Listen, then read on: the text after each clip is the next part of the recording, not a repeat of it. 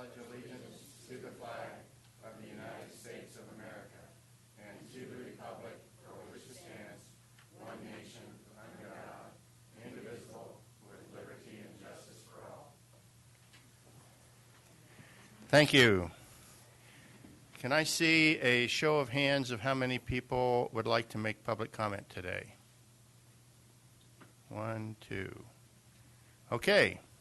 Then we'll go ahead and open up the oral communications period. This is a period when public may speak on any item not on the printed agenda. No action may be taken by the board at this time. Okay. First. He's a true gentleman. Yes, he is.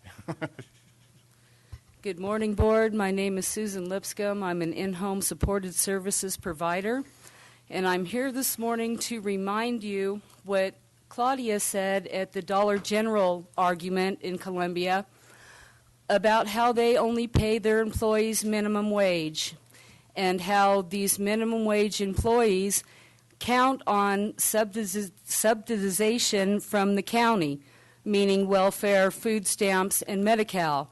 And now that Cover California has increased 10%, we need to make better than a couple of dollars above minimum wage so that we can pay for our health care.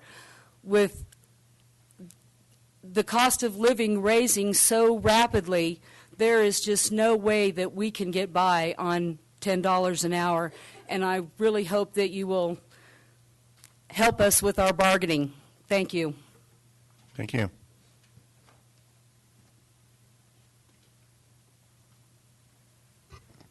Good morning, Mr. Chairman, supervisors, and those in attendance. My name is Matt Reed. I'm from Congressman Tom McClintock's office. Just here to announce that from 10 this morning until 11:30, I'll be hosting office hours on behalf of the Congressman and Supervisor Rotifer's office here on the 4th floor of the administrative building. If anyone has a problem with a federal agency that they'd like to seek assistance with, or any concerns or opinions on public policy that you'd like me to pass along to the congressman for you or talk about, I'd be happy to meet with you. Thank you. Okay. And I'd encourage the public to take advantage of the opportunity, and please thank the congressman for making you available for us. Thank you. Any other public comment? Okay. Seeing none. Once the clerk gets all sorted away here, will you please read the consent calendar? Minutes of the meeting held September 9th, 2016, approving amendment to a contract for conflict public defender services and approving the appointment of Tony Wagner to the Area 12 Agency on Aging Advisory Council. Okay, is there any public comment on any item on the consent calendar? Well, first of all, does any supervisor wish to pull any item from the consent calendar? Okay, is there any public comment on any item from the consent calendar? With that, I'll bring it back to the board, looking for a motion on the consent calendar. Mr. Chairman, I move we approve this consent calendar. Second. Okay, Mr. Royce won the voice race. So I've got a motion by Supervisor Gray and a second by Supervisor Royce to approve the consent calendar. All those in favor signify by saying aye. Aye. Aye. Opposed, abstained, passes 4-0 with Supervisor Brennan absent, and she will be absent all day. She's in Washington, D.C. on a trip. Will the clerk please read item number 4? Consideration of adopting a resolution proclaiming October 2nd through 8th, 2016 as Tuolumne County Small Business Week in Tuolumne County. All right. Do we have anybody to sponsor this? Mr. Economic Development, Tuolumne County and points beyond.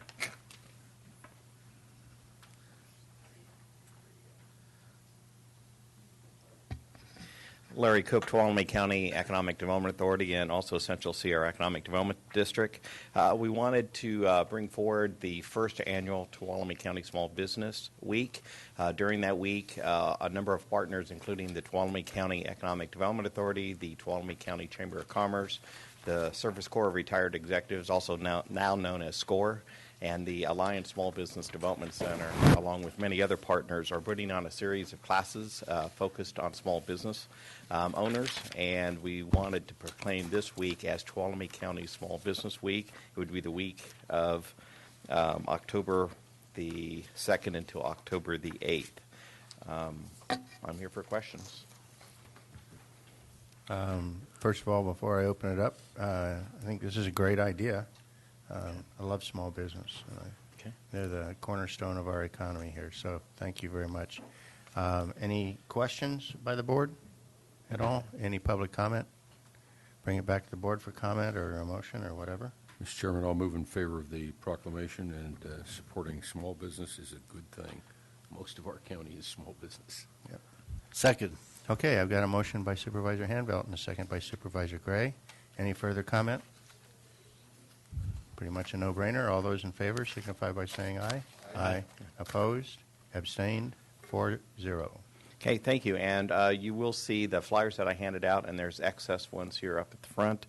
We have a number of classes over this week focused on entrepreneurs, restaurateurs, cybersecurity for small businesses, in addition to many other classes. So I encourage you to check out the Alliance Small Business Development Center website and many other of the local partners to see what classes are going on, or they can contact the Tuolumne County Economic Development Authority. Okay, thank you. Thank you.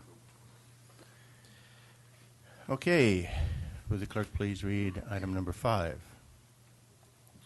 This is consideration of approving certificates of recognition for Sergeant Matthew Zielinski, Sheriff's Detective Neil Lilly, Sheriff's Deputy Kevin Dills, Sheriff's Deputy James Gregg, and Sheriff's Clerk 2, Janine Questo, upon their retirement.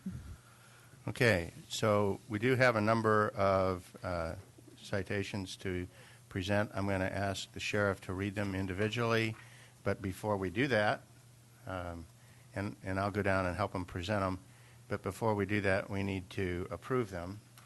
So first of all, is there any public comment? Okay, bring it back. I have one comment. We are, all 5 of these are leaving one department. That's always a bittersweet situation. Obviously, we're very thankful for their service, and that's what we're here to pass out these citations for, certificates, I'm sorry. But also, it's a tremendous loss, and especially when you lose 5 quality performers in one fell swoop. It's a challenge to fill those shoes. The good news is we have a really good sheriff and undersheriff that I know will meet that challenge. But I just, before we go and go through these individually and vote on them, I just want to thank the 5 folks that we're honoring here today for 140 years, plus or minus a year or two, of combined service to Tuolumne County. That is incredible. You will be missed, but we do wish you the very best going forward. So I'll open it up to the board for any other comments. Supervisor Hanvelt. Yeah, Mr. Chairman, I'd like to add my congratulations on retirement. Also, disappointment. I'd like to have you stay around. All that experience is not easily replaceable, even with a good sheriff and undersheriff. But I had to echo that. But I want to thank you for your service. 140 years is collectively is an immense amount, and it's I don't know what you're going to do, Sheriff. But thank you again, and I'll move in favor of all those certificates of recognition. I'll second, but comment, Mr. Chairman. We're losing so many years of institutional knowledge there, and there's one particular name on the list there that I had the pleasure of going to high school with, Sheriff's Deputy Scruggs, and I don't really believe he's going to retire. You're not going to get him out of that mountains, no matter what you do, Sheriff.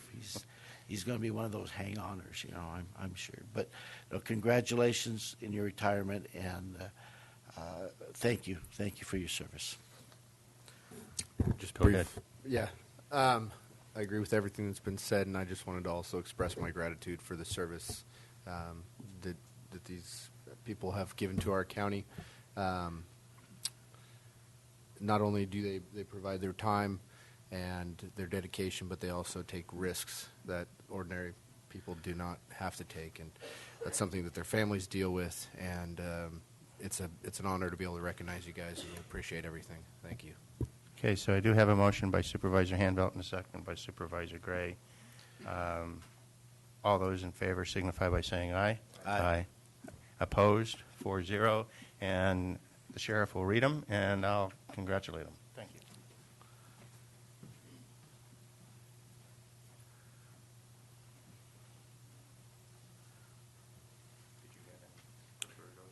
No, this is, your order is my order. At this time.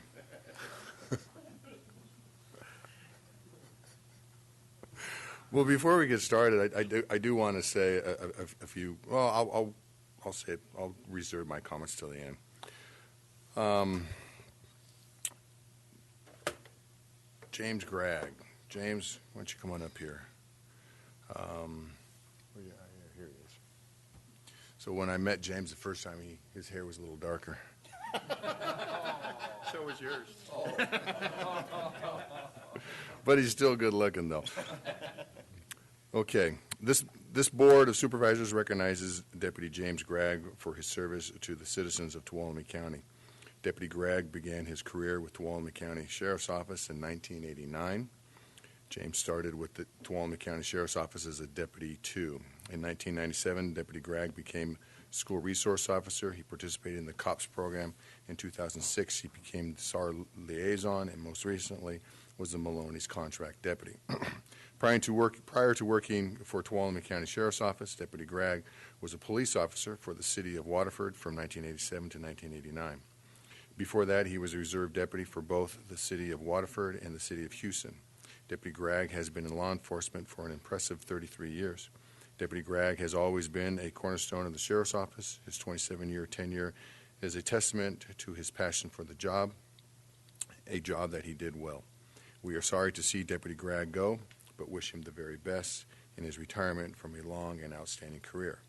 Now, the Tuolumne County Board of Supervisors does hereby join the Tuolumne County Sheriff's Office in extending its heartfelt thanks and appreciation to Deputy Gregg for his 27-plus years of dedicated service to the residents of Tuolumne County on the occasion of his retirement on June 28, 2016, and wishes him good fortune in all of his future endeavors. Dated September 20th, 2016.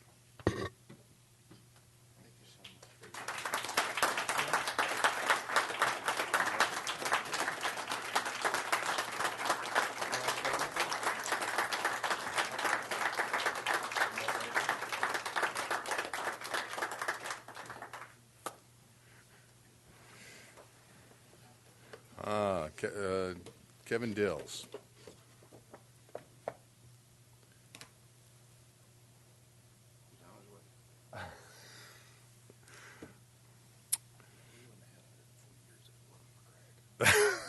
So he just said we wouldn't have had 140 years if it wasn't for Gregg. You're terrible, Kevin. This Board of Supervisors recognizes Deputy Kevin Dills for his service to the citizens of Tuolumne County. Deputy Dills began his career with the Tuolumne County Sheriff's Office in 1991. Kevin started with the Tuolumne Sheriff's Office as a deputy sheriff recruit. In 2006, Kevin rotated to the bailiff position at court. He has held that position for a long enough time that he is a staple of the Tuolumne County Superior Court. Deputy Dills started his career in law enforcement in 1984 when he worked for the Department of Justice on their CAMP program, which is Campaign Against Marijuana Plantations. I don't even think they have that anymore, do they? Maybe they do. I don't know. Marijuana is legal. In 1987, Kevin became a jail deputy in Trinity County. Deputy Dills has been in law enforcement for an impressive 32 years. Deputy Dills has always been a cornerstone in the Sheriff's Office. His 25-year tenure is a testament to his passion for his job that he did well. We are sorry to see Deputy Dills go, but wish him the very best in his retirement from a long and outstanding career. Now, the Tuolumne County Board of Supervisors does hereby join the Tuolumne County Sheriff's Office in extending its heartfelt thanks and appreciation to Deputy Dills for his 25-plus years of dedicated service to the residents of Tuolumne County on this occasion of his retirement on July 22nd, 2016, and wishes him good fortune in all of his future endeavors, dated September 20th, 2016.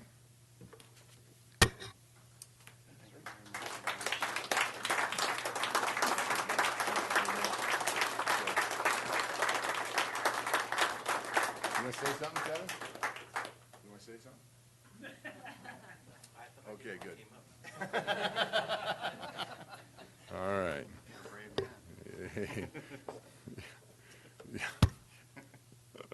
Oh, Janine Questo.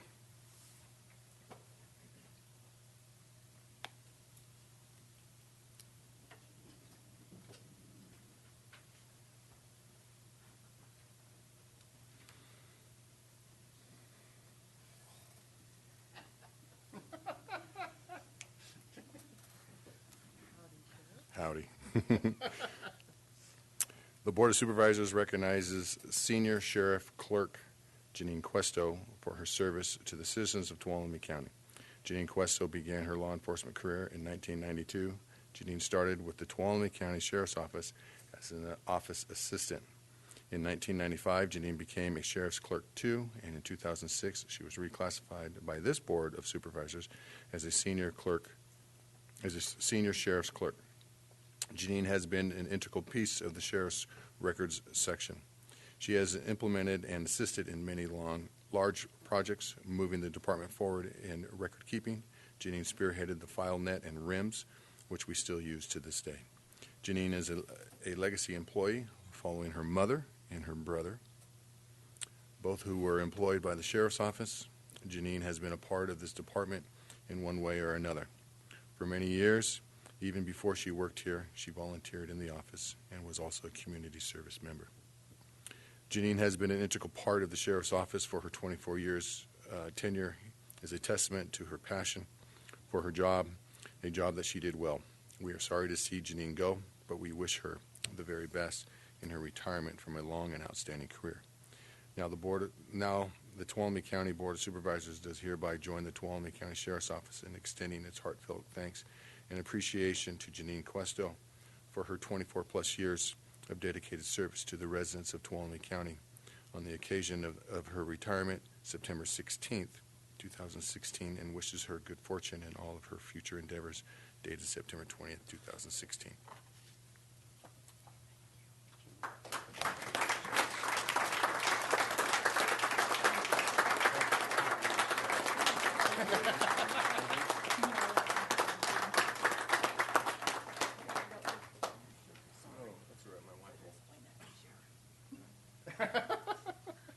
Go home with lipstick on my collar. It's all right. Neil Lilly.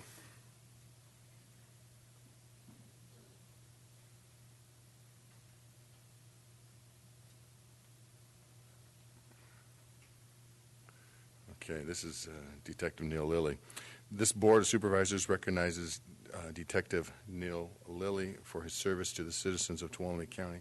Detective Neil Lilly began his law enforcement career in 1997. Neil started with Tuolumne County Sheriff's Office as a deputy sheriff. In 1999, Neil became a school resource officer as well as a SWAT team member. In 2001, he was assigned as an arson investigator, promoted in 2002 to investigator, 2004 TNT, and in 2006 to background investigator. In his time, Neil has been an integral team member in the Tuolumne County Sheriff's Office. He not only completed the background for many of our current employees, but he also is a detective on a stupendous number of large cases many years back in a very short time frame. From murder to missing persons, Detective Lilly was a detective for the job. He always shows tireless follow-through to see every case to its final conclusion, giving the utmost respect to the victims and the law. Neil has been an integral part of the Sheriff's Office. His 19-year tenure is a testament to his passion for his job, a job that he did well. We are sorry to see Detective Lilly go, but wish him the very best in his retirement from a long, outstanding career. Now, the Tuolumne County Board of Supervisors does hereby join the Tuolumne County Sheriff's Office and extending its heartfelt thanks and appreciation to Neil Lilly for his 19-plus years of dedicated service to the residents of Tuolumne County on the occasion of his retirement on June 4th, 2016, and wish him good fortune in all of his future endeavors, dated September 20th, 2016.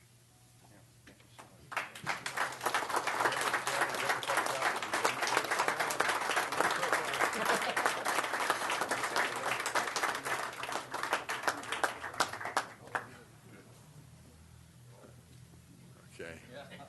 So I didn't get lipstick on my collar that time. That's a good thing. Okay. Matt Zielinski, and he's not here. He's in Hawaii. He has taken it. His family business is in Hawaii, so he is not here. We invited his wife, and I don't see Kathy here, so we'll just go ahead and read this. This Board of Supervisors recognizes Sergeant Matthew Zielinski for his service to the citizens of Tuolumne County. Sergeant Zielinski began his law enforcement career in 1994. Prior to that, he was a reserve deputy with Tuolumne County Sheriff's Office starting in 1993. Matt started with the Tuolumne County Sheriff's Office as a deputy sheriff. In 1997, Matt received his first rotation as an investigator. 2000, he became a patrol sergeant. Matt then became the civil sergeant 2005 and rotated into investigations again in 2006 as a sergeant. In 2010, Sergeant Zielinski came back to patrol to finish out his career. Matt has always been a cornerstone in the Sheriff's Office. His 22-year tenure is a testament to his passion for the job, a job that he did well. We are sorry to see Sergeant Zielinski go, but wish him the very best in his retirement from a long and outstanding career. Now the Tuolumne County Board of Supervisors does hereby join the Tuolumne County Sheriff's Office in extending its heartfelt thanks and appreciation to Matthew Zielinski for his 22-plus years of dedicated service to the residents of Tuolumne County on this occasion of his retirement, May 14th, 2016, and wishes him good fortune in all his endeavors, dated September 20th, 2016. I do, but Supervisor said something about Scruggs or something after that, because I didn't look at the, no? You said something about, But Mr. yes, It was all nice. He's bigger than me. I know, but I would like to give the presentation, if I may. Just it's not on there. I don't huh? have it on there. I'm- That's it reads here on the agenda. Are we missing one? I don't see Scruggs. Well, my mistake. I saw him out here. I thought we were going to get rid of him finally. Were you here for something, though? Geez, I'm Okay. sorry. Okay, so the sheriff's You know, on a cue. guy Okay, his so, age you know what, should be though? retiring. You know what, Supervisor Gray, you are in tuned, and so we will call up Jim Scruggs here. So come on up here, Jim. Because I do want to recognize Jim. Can I come up and shake his hand? You can come down and shake his hand.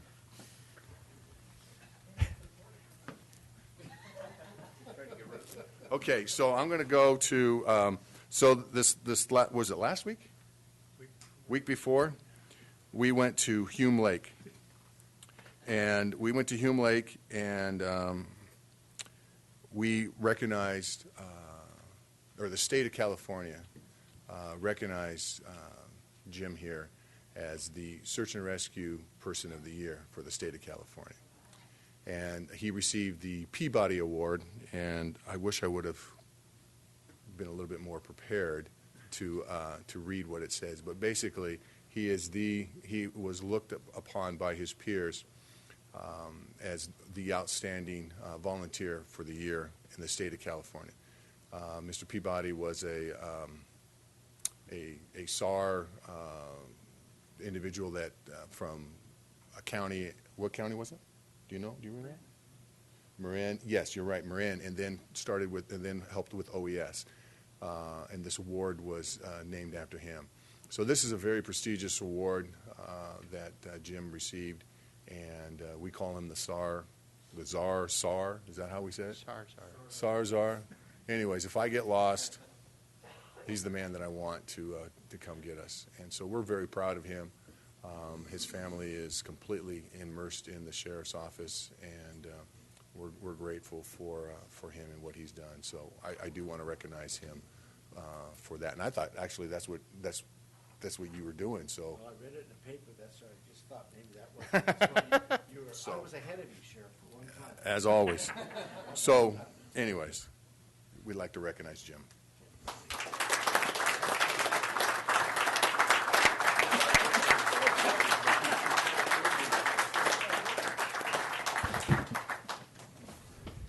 Okay, I do want to say a few words about these people that all that we recognize. So I wrote some notes down, and one of them is that these are not just employees; they're friends. The Graggs, we had a baby shower together because James Jr. there is the same age as my daughter Ellie. Janine, we all cried when her brother David gave the ultimate sacrifice. There's been a grant in the sheriff's office for over probably 50 years. Neil Lilly watched his kids go to church with his kids, his family. Kevin Dills spent Christmas at my house. Matt Zielinski worked the Sun Peloso case and just been a friend and has been over to his house for dinner and so on. And so they're not just names, they're people, they're friends. Personally, I'm going to miss them. This is what makes this job such a great job, is the people. And so I was just fortunate enough to be the sheriff, and more importantly, I was more fortunate enough to be their friend and to call them my friends. They'll be missed, and I hope that they will continue to stick around and show their faces. So I want to thank them all personally, and thank you for the Time Board for recognizing these great employees that we call our friends. So thank you.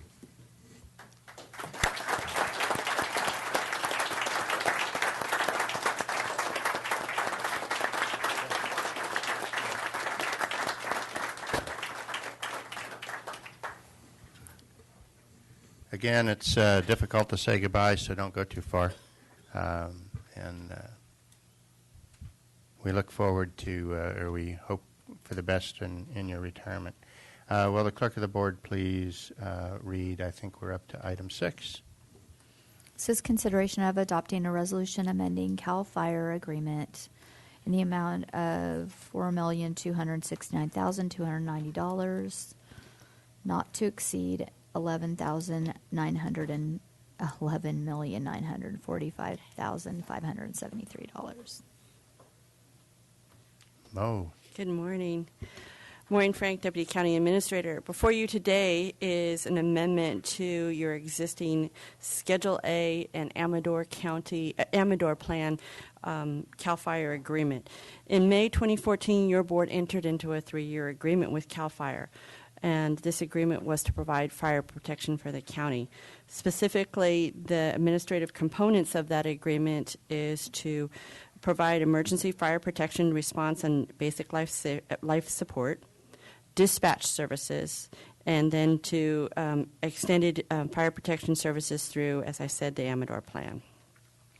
The 2 schedules, as we mentioned, the first one is the Schedule A, and that one includes all of your full-time permanent positions, and it includes staffing for the county fire administration, training, emergency communications center dispatching, your Mono Village Fire Department station, your Jamestown Fire Station, and then the Groveland Fire Department.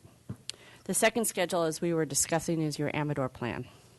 And that schedule includes Twain Harte Fire Department, Blanchard, and Groveland. And the Groveland station is under this agreement, but it's paid for separately. It's not paid for by the county. It's paid for by the Groveland Community Service District.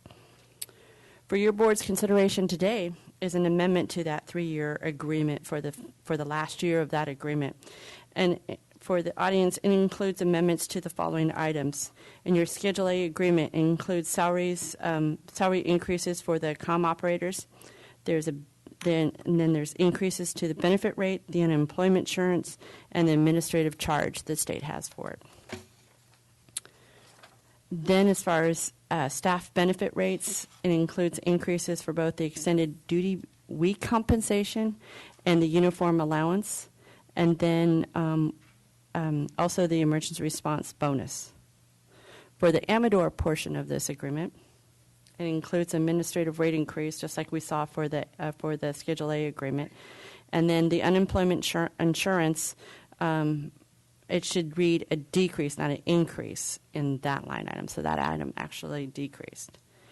As was mentioned, the above-mentioned amendments to this agreement, both for the Schedule A and for the Amador plan, will cost the overall cost of that for this next current fiscal year is $103,170, of which, as I mentioned before, Groveland Community Service District is responsible for $25,792 of that $103,000. All of these amendments and these increases in the contract have already been accounted for in your current fiscal budget. So we knew that we were coming, so I've already established them in your budget. So there's no changes needed for the budget this time. Paul and I are here to answer any questions you may have on this amendment to their contract. Okay, any questions of staff? Seeing none, I'll go out to the public for comment. Public comment? Seeing none, bring it back to the board.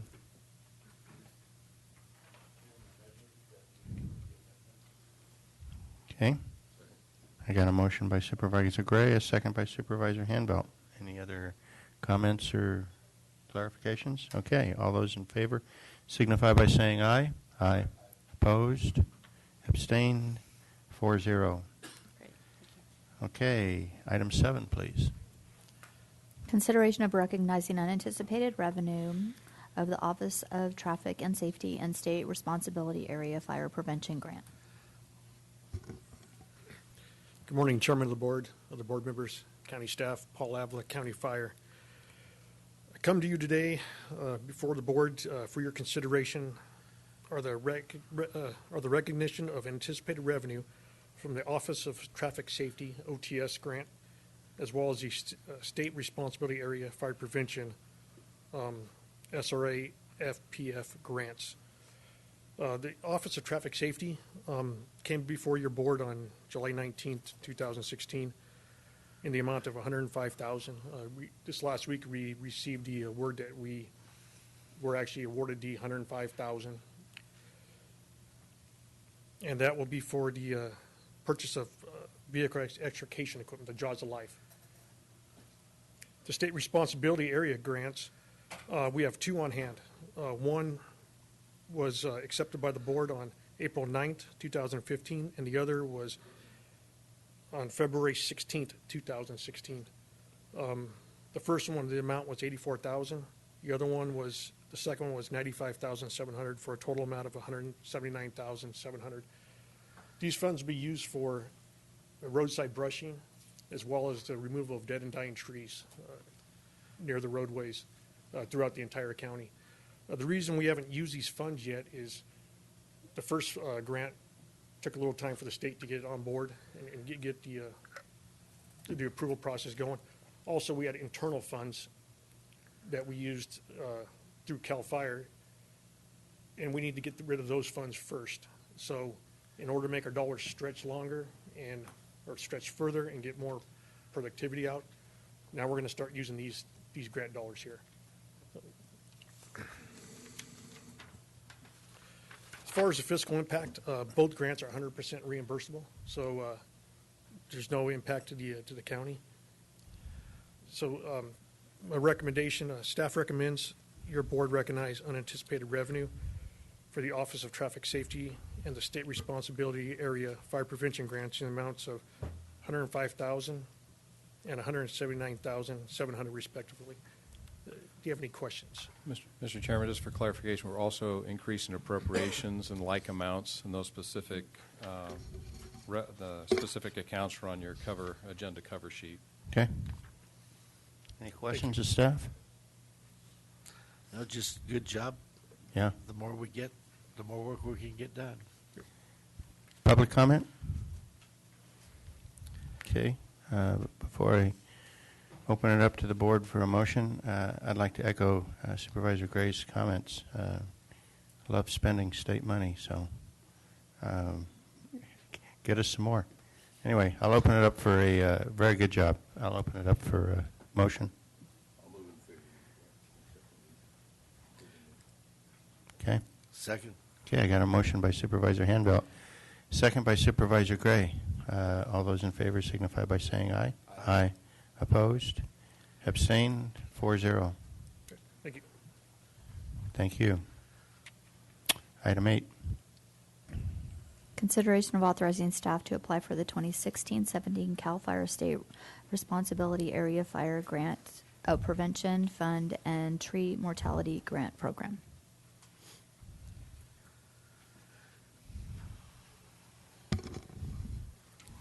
Good morning. Tracy Riggs, County Administrator's Office and OES Coordinator.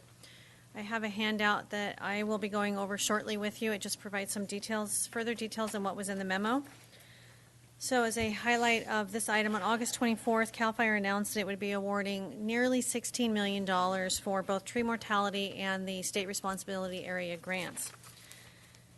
This is a absolutely awesome opportunity that the state is making available for us to be able to assist private homeowners. The SRA grants are for fire prevention projects and activities that address risk and potential impacts of wildfire for habitable structures throughout the SRA. And the tree mortality grants are to support local efforts for protection of private structures, private land, and in that process of removing those hazardous trees within that defensible space area, so within that 300 feet. Each grant application can be a maximum of $200,000, and equipment, there is a limit on equipment of $100,000 per grant applications. So as you can see there, I listed the eligible applicants, which are county fire districts, nonprofit, water districts can apply, fire safe councils, and then those who are ineligible are also listed in your memo, such as state and federal agencies.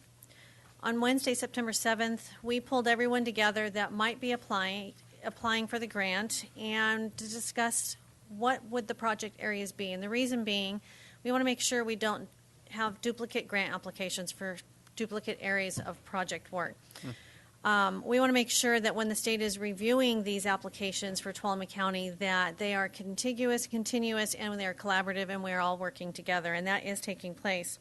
The only ones who could not attend, as you can see, are the Tuolumne Band of Miwok Indians, the Tuolumne City Fire, and Columbia Fire. I have been discussing and talking with each of them.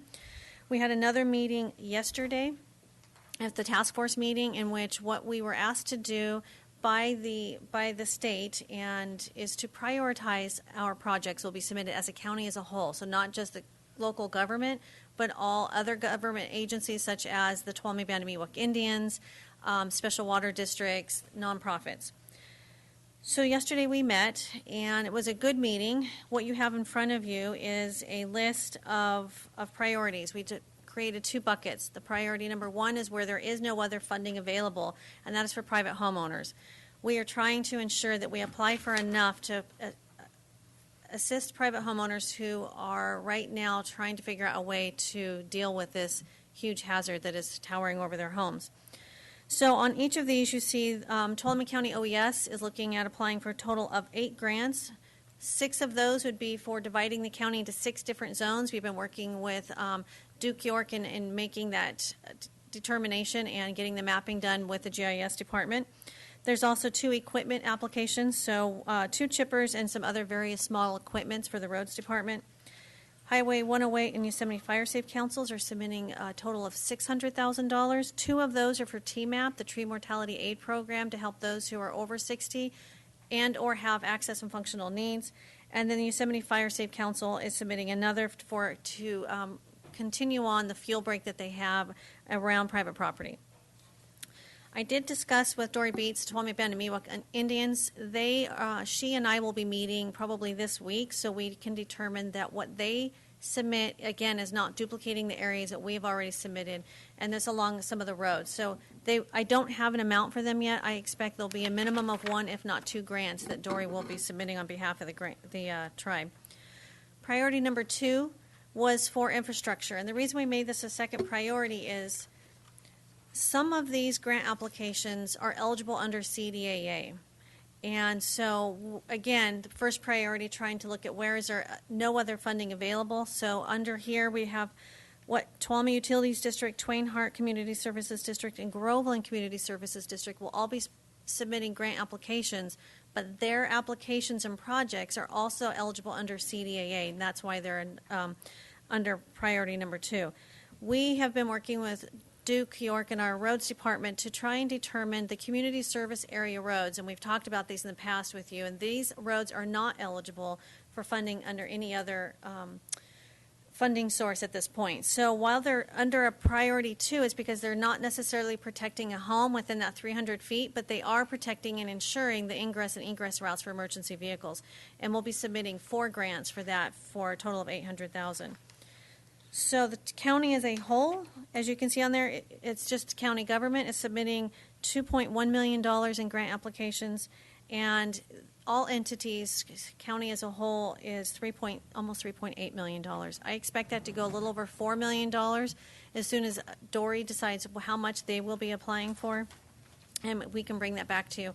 What we're asking of you today, and this does not include this state responsibility area grants, which our county fire is here. They can tell you what they'll be applying for on those grants. They are separate grant applications. What we're asking of you today is to authorize staff to go ahead and apply. We don't need to do an authorized agent as of yet. They will do that once the contracts come back. We'll need to come back to you, ask for your approval to approve the funds, authorize the expenditures, and ask for an authorized agent at that time, and that should happen in January. Okay. Just a quick question. Yes, go ahead, Supervisor Gray. How much is available in the pot? I read it somewhere. $11 million for the tree mortality portion for the 10 high hazard counties. Okay, thank you. You're welcome.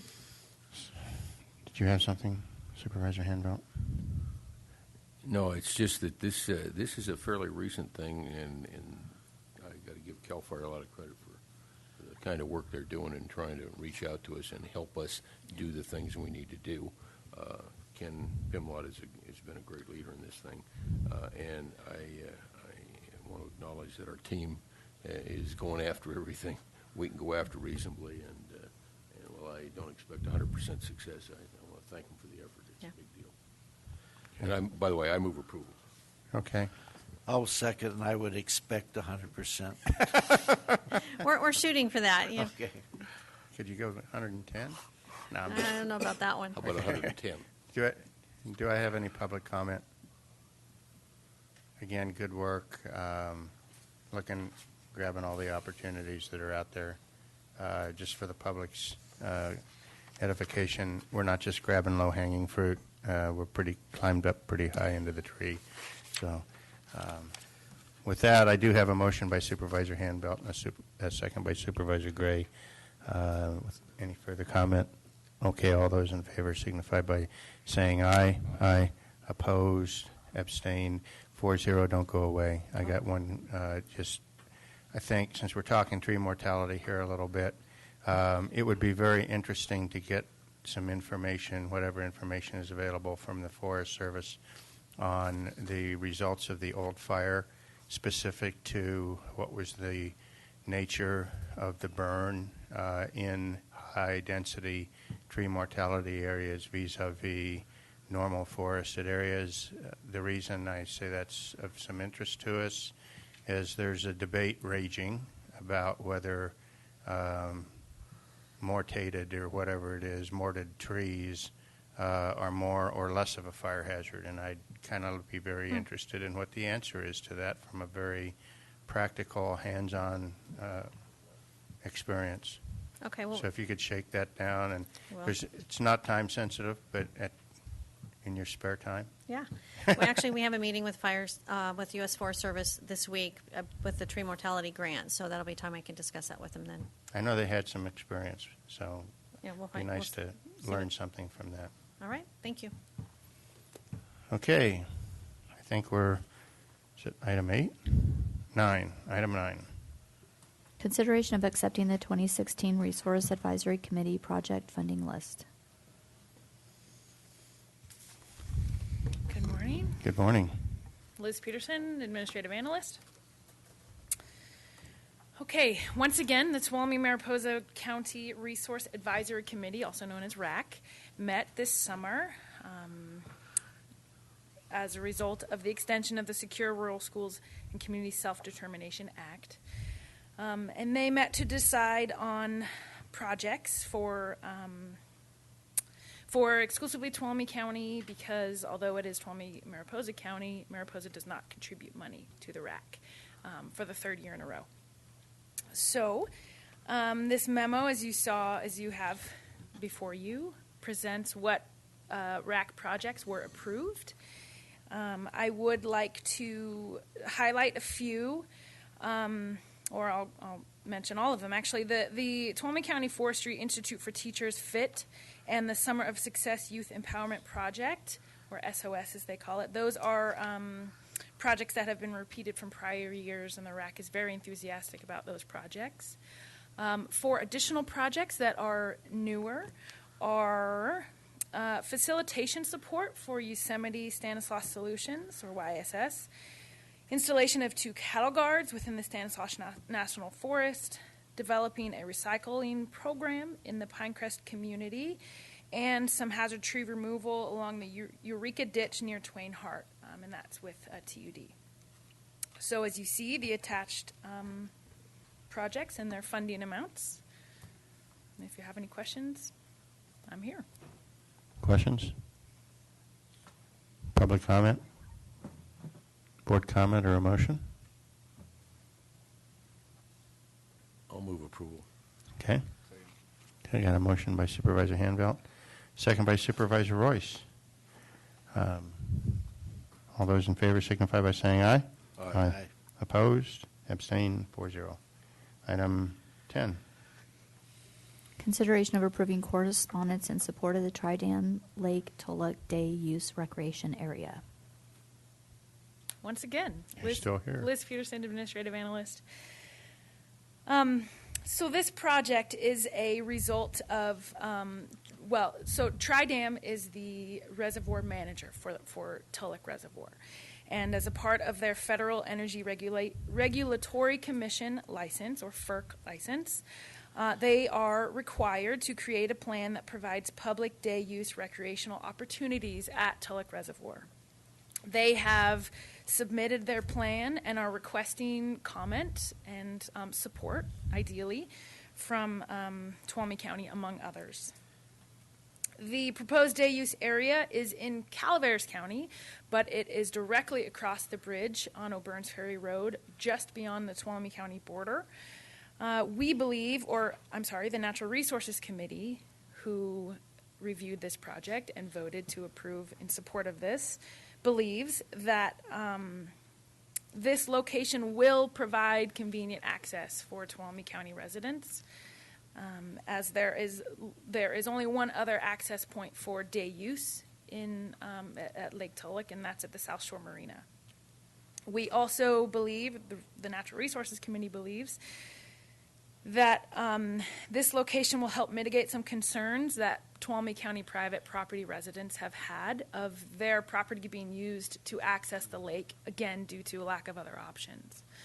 There is also some hope that this location will increase revenues for Tuolumne County, because it's believed, and it's perfectly possible, that people who use this day use area will also go to our South Shore Marina area, which we hold and use the concessions there at the South Shore Marina. And so I am here requesting your recommendation requesting a a recommendation that your board approve correspondence in support of Tri-Dam's Lake Tulloch Day Use Recreation Area. And I just want to mention, too, that Tri-Dam submitted 2 different recreation site options. The location's the same, but the sites are just slightly different. And the Natural Resources Committee felt like they were not in the place to make a recommendation, and that really Tri-Dam, as the reservoir manager, should make a decision on which site would work best for them based on their needs as the managers. So, Okay. Public comment? Since it's in my district, well, it's not in my district, but it's closest to my district. No, don't go there. This is part of several issue resolution efforts that have been going on between the staff and myself, trying to sort out some difficult issues with illegal parking in the proximity of the bridge on both sides of the river, but predominantly on our side of the river. Trespass issues on personal property that is almost exclusively on our side of the river. Some other illegal activity that's going on that's associated with the people that are trespassing and illegally parking. Specifically, we've had some illegal pyrotechnics fired off around 4th of July and some other. We had a little fire incident there this year. This is part of that. It's part of a solution. It's not going to fix it all. But this is going to relieve a great deal of stress that right now is only met on our side of the river. So this is very, very important piece of that puzzle. There'll be some more stuff, obviously, coming back to the board perhaps in the future to address how we mitigate some of the possibilities for illegal parking and perhaps help secure access to some personal property that is yet to be determined in partnership with Tri-Dam. But this is a huge step forward because without this, the traffic that is offensive on our side, it's just like water. You can stop it up here, and it just is going to flow somewhere else. And this gives it a place to flow that is controlled, safe access, and all of that. So I think it's very, very important that we support this, and I would encourage my colleagues to do so. Any other comments? Okay. I'm looking for a motion in my stead. I'll move to approve correspondence. Okay, I've got a motion by Supervisor Hanvelt and a second by Supervisor Royce. Any last words, testaments? Okay, all those in favor signify by saying aye. Aye. Aye. Opposed? Abstained? 4-0. Thank you very much. welcome. Number 11. Consideration of approving correspondence regarding the Mammoth-based land exchange proposed action. Once again, Liz Peterson, Administrative Analyst. Okay, so the Mammoth Main Lodge Redevelopment LLC owns recreational facilities in the town of Mammoth Lakes, things like ski resort, etc., in Mono County. This company is proposing to acquire approximately 30 acres or so of National Forest land that, again, is being used currently for ski-related tourism activities, and also a sewage treatment pond that's nearby. This process has been going on for about 10 years, but in 2011, the Inyo National Forest did accept the proposal. There were some issues with legislation that needed to be passed before this could go through. And so now here it is again, the legislation has passed to make this land exchange a possibility. The proposed exchange is for, like I said, 30.6 acres that Mammoth Main Lodge Redevelopment LLC would receive, and in conjunction with other private property owners in 4 national forests, 1,300 or so acres of private lands would be given over to the National Forest. So again, this is 30 acres in exchange for about 1,300 private acres.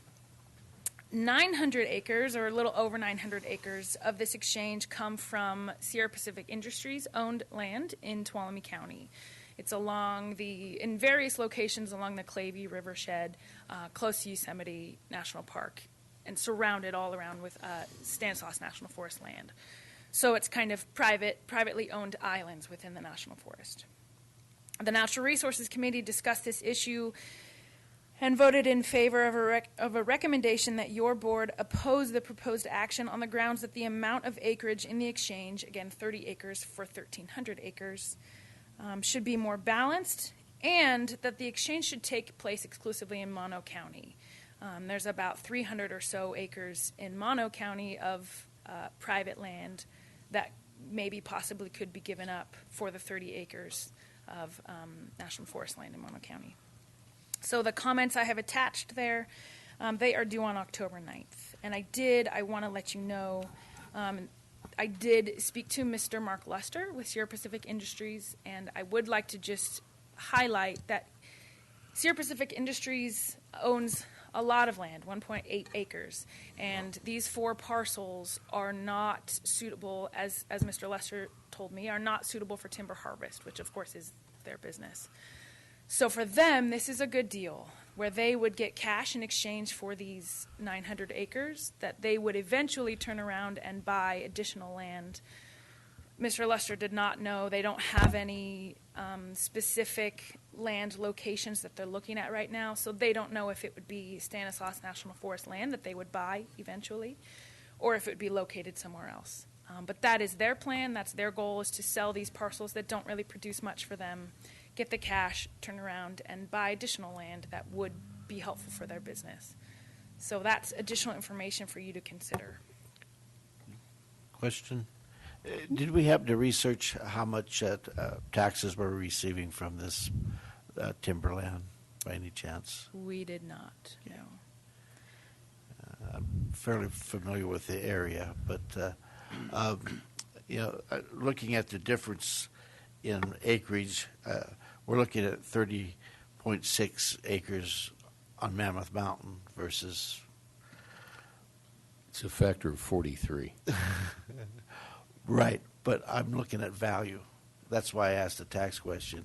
You look at 30 acres on Mammoth Mountain versus 900 acres in the Clavey Canyon is considerably less value, I would say. But I just wanted to bring that up. I would actually be interested in knowing what the potential annual tax revenue loss to Tuolumne County associated with this is. Is it possible that we could find that answer by this afternoon? And if it's significant, I'd like that included in the memo.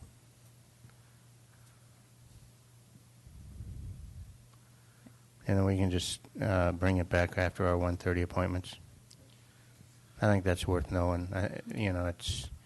It is potentially it could be a significant amount of lost revenue.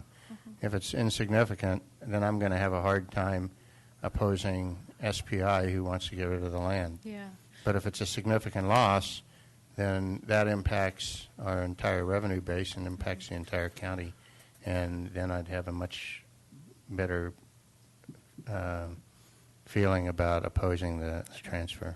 Just so you know, too, the main discussion of the Natural Resources Committee about this item was surrounded around the idea of additional private lands being given over to public management, which there's some... And I'm very sensitive to that as well, okay? And I think everybody that knows me knows that, in principle, I want to see less federal lands in Tuolumne County, not more, okay? But I've also got a major contributor to our economy that sees a benefit in this transfer, and it's their land. So the only argument that I have against that is the impact that it's going to have on our revenue. for the rest of the citizens in this county. So I just need that piece of the puzzle. Great. Is that okay with the rest of the board? Okay. Okay, thank you very much. And so we'll table that until after the 1:30 this afternoon. Great. Perfect. How about number 12? Consideration of approving an agreement with Tuolumne Park and Recreation District for the maintenance and operation of the county facilities in the Tuolumne area. Hi, Mo. Hi. Good morning again. Maureen Frank, Deputy County Administrator. Before you today for your consideration is as an agreement with Tuolumne Park and Rec District. As you guys know, in the Tuolumne area, Tuolumne County has Veterans Memorial Hall, Westside Memorial Park, the Jerry Whitehead Senior Ball Fields, and the Tuolumne County Youth Center and Library. Due to the remote nature of these facilities to the base of our resources, the personnel and the time we have, it's in the best interest of the county to contract with Tuolumne Park and Rec District for taking care of these facilities. And we've been doing this agreement with them for several years now. The attached agreement calls for TPRD to schedule events in there and take care of those events and check the facilities before and afterwards. They're responsible for all the grounds and housekeeping services and basic maintenance. This agreement before you today is basically the same as what we currently have with them. It's the same terms. It's a 3-year base term with 2 one-year extensions. The only differences in this agreement compared to our current agreement with them is the compensation. It has increased from $90,000 to $100,000. And then in regards to the maintenance section, we put some more provisions in there, or some more, if you will, some authorities on the county's part. So what we've done is the authority to incur costs for improvements, anything over $101 has to come before the Facilities Management Division for their concurrence and their advice before TPRD proceeds with that service. One thing to note as you consider approving this agreement is the policies and procedures for our hall usage that are attached to this agreement are old. And they're outdated. The last time they were ever looked at was in 1989. And we've had several halls and improvements to those halls made that these rules don't fit that. And we have some people that are taking advantage of those rules and procedures, and we just need to look at them and tighten them up. So what staff is going to do is come back to your board after doing some research and come to you with some new rules of engagement regarding all of our community meeting rooms and halls and venues with that. So before you today is an agreement with TPRD for those services of housekeeping, maintenance, and scheduling of those halls in the Tuolumne area. It's a 3-year period with extension, as I said, for 2 one-year extensions. The funds to cover this agreement have already been placed in the facilities budget. I'm here to answer any questions you may have. Evan? Anybody have any questions? Public comment? Okay, I got a couple questions. Mm-hmm. Other than just normal inflation, to what do we attribute the $10,000 increase? It's basically the salaries and the benefits. Okay.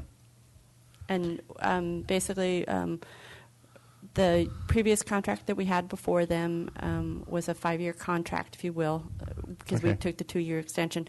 For those 5 years, we held them at $80,000. Okay. It was just this last year we moved them up to $10,000 with the agreement that you proved to the county that this is what you're expending, and they did. They provided that financial information to me, and they're spending a little over $100,000 on those services to provide what we have in the contract. It wasn't pejorative. I just wanted to know. And then it's good information to know. The second question I have is your comments regarding the policies and procedures.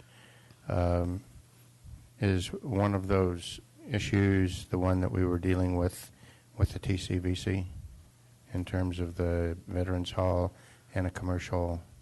Yes. Okay, thank you. Mm-hmm. Did I ask for public comment? Okay, I did. If I didn't, public comment? Okay, seeing none, I'll bring it back to the board. Move approval of the service agreement. Second. Okay, I got a motion by Supervisor Royce and a second by Supervisor Gray. All those in favor signify by saying aye. Aye. Opposed? Abstained? 4-0. Item 13. Consideration of approving the award of the Tuolumne County resurfacing project to Burkett Pool Plastering, Inc. with or without bid alternatives and associated budgetary adjustments, or rejecting all bids and directing staff to rebid the project. Mo. There we go. Mo Frank, County Administrator's Office. On August 6th, your board gave permission to staff to go out to bid for the Tuolumne Pool resurfacing project. As you remember, the scope of work for this project included the following items: removal of the fiberglass, repairs to the pool structure and the surface, plastering the pool, repainting lines and markers, and then, of course, bringing it up to code. We also had 2 bid alternates for this project. The first bid alternate was to change out the plaster that was called out for and increase, put in a 100% white quartz finish. This alternate would give the warranty an additional 3 years than what we have currently in the bid right now. The second alternative would be to bring the installation of 14 new commercial white LED lights into the pool, and that's just bringing it up to code. A mandatory bid walk was held. At that bid walk, we had 2 contractors, Adams Pools and Burkett's. At the bid opening on September 13th, the county received the following 2 bids. At Adams Pool at a base bid of base bid of $212,000, and Burkett Pool at $178,000. So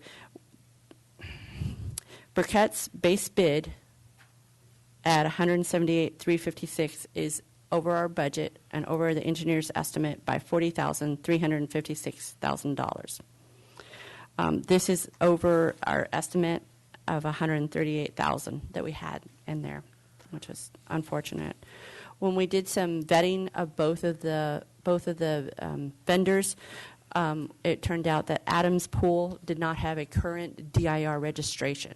They had let that lapse June 30th of 2016, so they're not considered a responsive. It's not a responsive bid. So basically, the county before you has that 1 bid, and it's our lowest bid at Burkett's Pool. So before you today for your consideration are basically 3 options. The first option is to award the construction contract to Burkett's Pool and plastering with the scope of work as outlined in the base bid. So that's just doing what we had planned to do. No, none of the alternates. If your board chooses this option, as I mentioned, it's $40,356 to cover the base bid. Plus, we don't know, once we remove that liner, we don't know the conditions underneath, so staff is recommending an additional $10,000 for contingencies would be needed. If we did this option 1, just so you know, we would need a total of $50,356 would need to come out of county's contingency fund for this. It was not budgeted at this point in time. Option 2 to consider is that we award the construction contract to Burkett's Pool and Plastering to build the scope of work as outlined in the base bid, plus the 2 alternatives. And the 2 alternatives, again, were the additional materials as far as the white plastering, and then also install the 14 lights, LED lights. Option 3 for you to consider would be to reject all bids and go out and do this project next spring. Staff is concerned about this. The bidding climate that we're seeing out there right now is not very favorable to us. There's a lot of competition out there. We're competing against a lot of other people. A lot of grant funds are available right now, and so contractors are busy. And so that's really difficult for us. The other problem, if we wait until spring, is that if we get a late rainy season, we have to wait till it dries out. And to do this work, it's about 45 days. And so if it runs really late and we wait to then get a contractor out on site, then we could run into the problems that we did this year and probably not be able to open the pool up on time. So that's just a concern that staff had.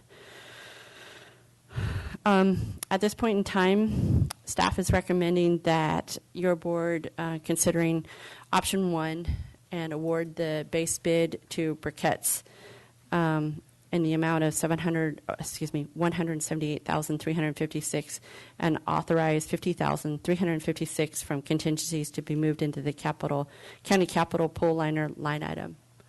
If this action is taken today, notice to proceed will be issued by September 26th, and the contract will be ready to start on September 30th. As I stated, it'll take approximately 45 days to complete this work. And just so you note, again, this money is currently not in your budget, so this requires a 4/5 vote. Okay. Supervisor Royce, your district. Last thing I want to see is the pool close next summer. I'm concerned about pulling the funds through here, but I also know if we're going to keep the pool in operation in the long run, I have, similar to the transit project, little confidence in the ability to receive lower bids. We had the same problem with the pool bids in the Twain Harte pool and the Columbia pool. There's not a lot of competition for pool contractors in the area because there's not a lot of pools compared to the Valley and places like Sacramento and bigger metropolitan areas. So I think staff is right to proceed with option 1. I don't like the fact that I think we're paying a premium for the work that's being done, but I think, like I said, that reflects the market and our area. Just a comment in looking at, I would agree with Supervisor Royce, but in looking at doing this job, it would seem that we would want to do everything right on this go-around. If you don't add the lights, you don't do the better surfacing, I think it would be wrong. It's when are you going to get back in there to change the lights? You're going to have to destroy what you've done in order to get the lights. So I'm looking more at option 2, but I'll leave it up to Supervisor Royce to. You have any comments? Look, I share the concerns that Supervisor Royce mentioned in terms of getting additional bids, putting it off. It's going to get worse, is what I think. And I don't think we're ready to give up a pool, and I fear that's what happens. And then I also share what Supervisor Gray said in terms of not doing the full upgrade. That'll get a lot more expensive if you try and do it and not do it at the same time. My question is, that adds $13,400. $13,300. What about alternative 1? Yeah. Plaster's another $10,000. Both of them? It's 23. It's $23,350 to do both alternative 1 and 2. So we're basically authorizing a $75,000 override. No. The way I'm reading it, it goes from $50,406 additional budget required in alternative 1 to an additional budget required of $63,706. Plus $10,000 for Plus contingency. $10,000. Plus $10,000 in both cases, though, right? Right. So if you wanted to do them all, you'd be going ahead with the award, 73. and it'd be for you would need with that a budget adjustment for $73,706, which Okay. includes $10,000 in case there's something bad underneath. I got it. I have a couple questions, and I don't, Mo, we talked about this a little bit behind the scenes, but I'll just bring it up. The plaster, the alternate, can you explain more of the background of what the difference is? Not just the cost, but the durability of the product. And then on the lights, we talked about the possibility of being able to do some of those things that we have. I know we're switching to LEDs, right? Is what we're trying to do. Uh-huh. And you mentioned that staff may be able to do some of that. I don't know about the workload of staff and if that's still an option, but Yeah. So let's start with the plaster first. So to upgrade the plaster right now, it's a white quartz, type of plaster. It's more durable than the basic plaster that's being put in right now. So it will last longer. My question to the contractor was how much longer, what is the warranty on it that I extra that I'll get? And the only thing the thing that he told me is an additional 3 years on top of the basic warranty that's already there. So that's all we're really getting is a more durable plaster that'll last longer. 3 more years. What's the base warranty? It's 10 years. 10, so you get 13. Wow. Mm-hmm. As far as the LED, then moving to alternate 2 is the LED lights. And those are something that we have staff that are capable of doing that. But again, it gets to workload. It will. It's going to cost be us a couple of years, maybe, if they can get to them. I want to go ahead and ask for public comment. Okay, seeing none. I'll just add my 2 cents worth. I appreciate Supervisor Roy's frugality. My daddy always told me if a job's worth doing, it's worth doing right.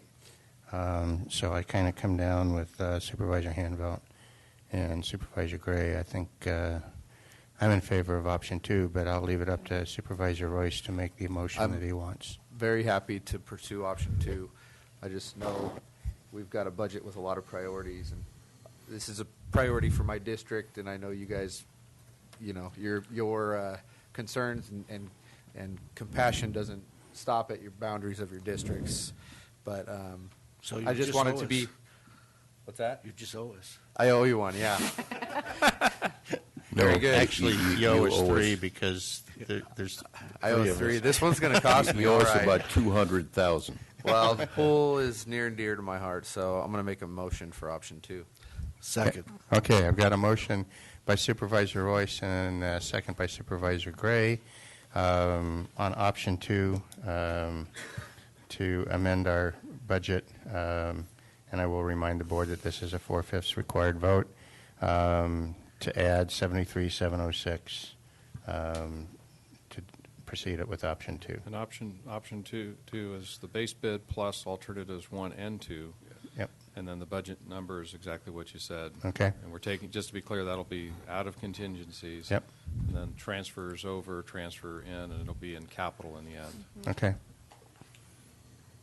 Any other clarification needed? Okay, we'll take the vote. All those in favor signify by saying aye. Aye. Aye. Opposed? Abstain? It is 4-0. Thank you. Okay. Not very often that you get more than you ask for, Mo. I've had a request to go ahead and take a break, so let's reconvene at 10:30, please. Thank you very much.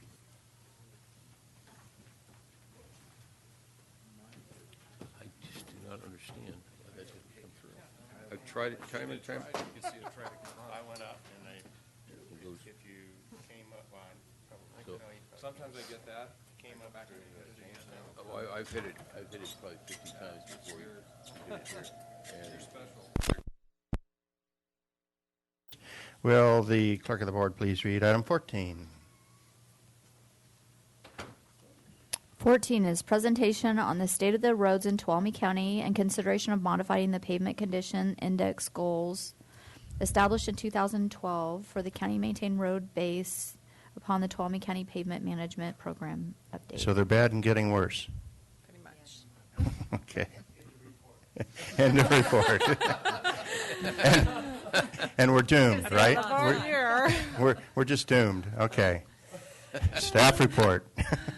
Good morning, Chairman, members of the board. Tanya Allen, Supervising Engineer of the Community Resources Agency. We'll move forward. Why is a pavement management program, or what is a pavement management program? It is important for a local agency to have a pavement management program because all road surfaces deteriorate over time due to traffic and environment. A pavement management program identifies the conditions of the network, and a pavement management practices are based on the concept of finding a cost-effective combination of treatments to apply to any given time to give the desired level of service. In 2007, the county implemented a pavement management program by using Street Saver software to create a database that provides the monitoring and condition of a pavement for all county-maintained roads.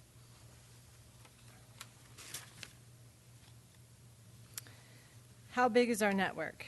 The county maintains 610 miles, of which 519.5 miles are paved.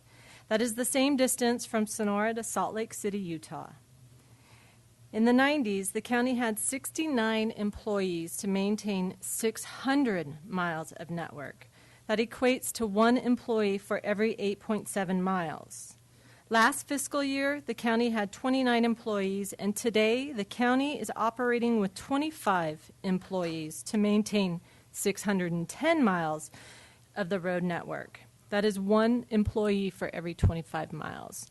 And I just wanted to throw in, kind of comparing the state. The state operates with 1 employee for every 8.6 miles, and during the winter operations, they increase to 1 employee to every 5 miles. So it kind of gives you a perspective. Just a quick question, if you don't mind me interrupting, even if you do mind me interrupting. How much of that crew ratio, for lack of a better term, is because of a lack of funding, and in other words, if we had more people, could we do more work? Do we have the funds to do more work? Do we have the funds? No. No, okay. If we had more crews, yes. Well, if you had more crews, it'd cost you more money. Correct. And would we have then the materials money to provide them with work, or is the fact that we don't have the crews just a byproduct of the fact that we don't have funding? In other words, is there money left in the roads account at the end of the year because we don't have enough crews to exercise it?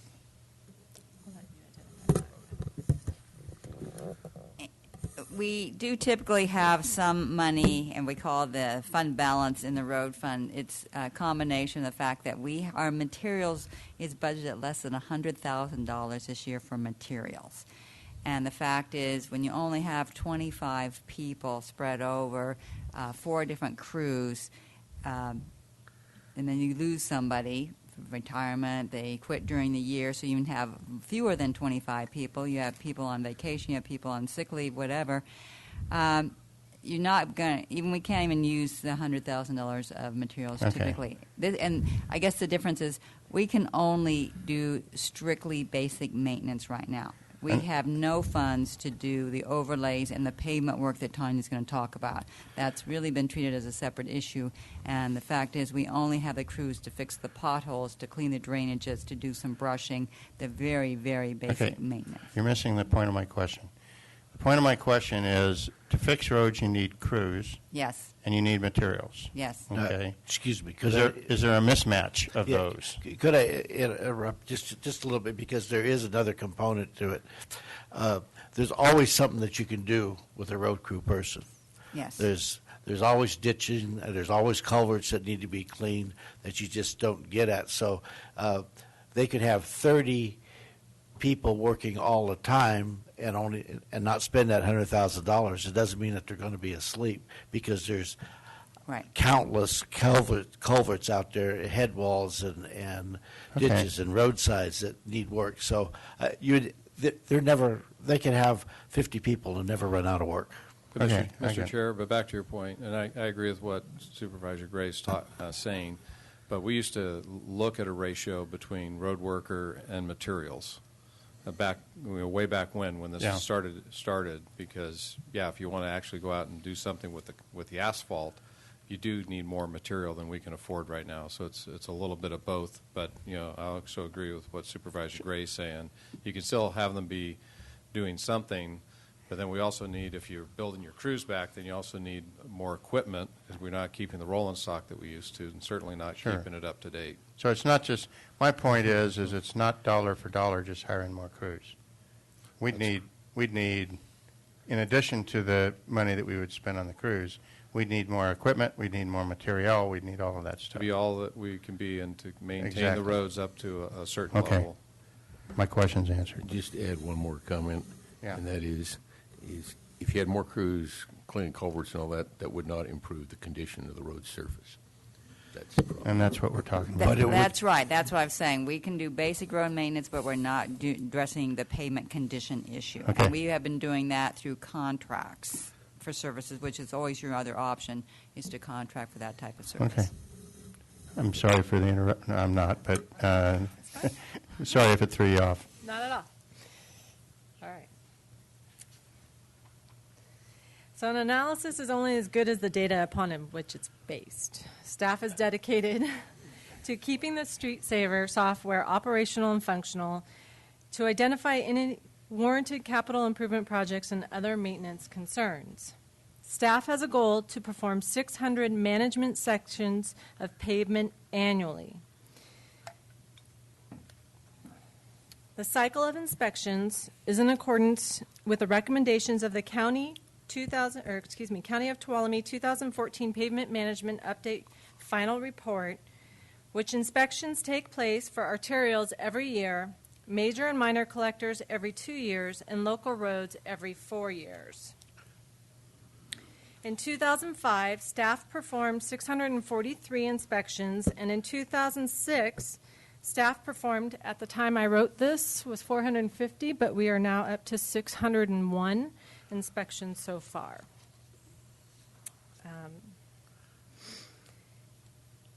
Inspections are required in order for the analysis to be more accurate.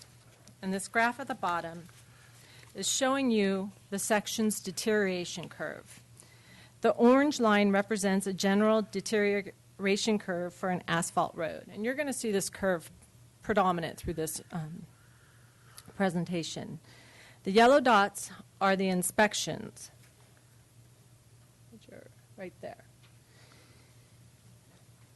The inspections are used as data points to better define the line of the road segment's actual deterioration. A more accurate deterioration curve is shown as the green line. When the software analyzes the budget in future years, it will use the green line to project the rate of deterioration while using a treatment with the least amount of fiscal impact. So the better the line is, the more accurate the line is, the more we're tying down those dollar figures when we do our budget scenarios in Street Saver. So having those inspections are important. In this case, I gave you one that's deteriorating faster. We do have some roads that are deteriorating at a lesser rate, so it's good to have that accuracy.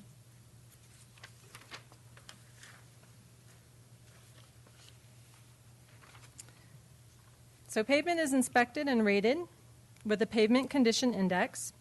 The PCI is a numerical index between 0 and 100, which is used to indicate the general condition of a pavement.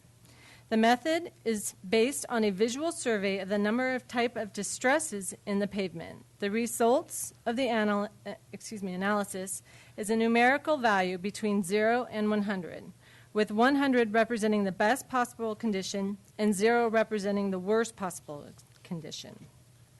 So, for example, a pavement rated with a 99 PCI would look like this, and a pavement rated with a 0 PCI would look like this.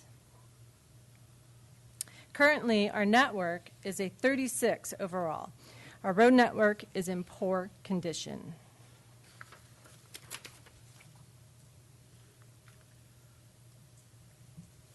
In previous years, the county used 4 functional classifications: arterial, rural major collector, rural minor collector, and residential local roads.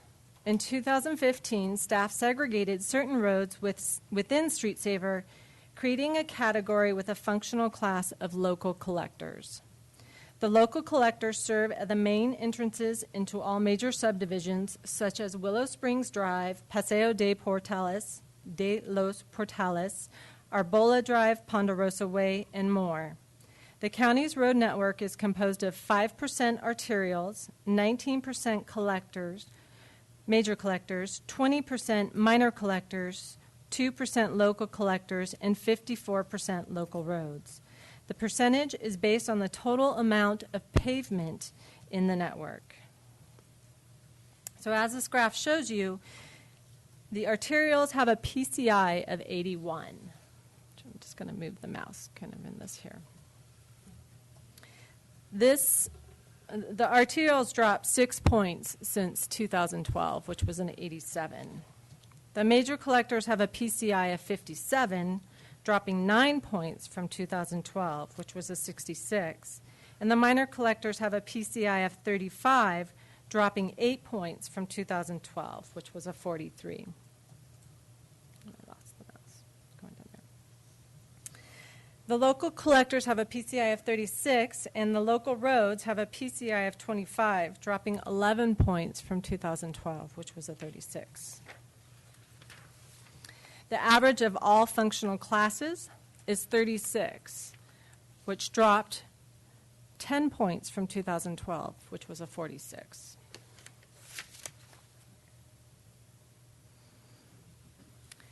Basically, a third of the county's roads are considered good or fair condition, while the other 2/3 are comprised of residential and local roads are considered poor to very poor. Over half the network is comprised of local roads.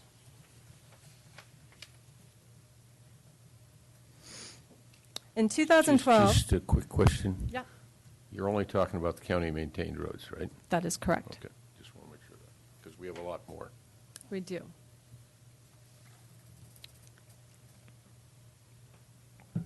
So back in 2012, your board approved the pavement management preventative matrix maintenance methodology matrix. That looks like this. The matrix is prioritized by each tier. And Tier 1 consists of arterials meeting a PCI greater than 70. Tier 2, all collectors meet a PCI greater than 60. And Tier 3, the local roads meet a goal of a PCI greater than 50.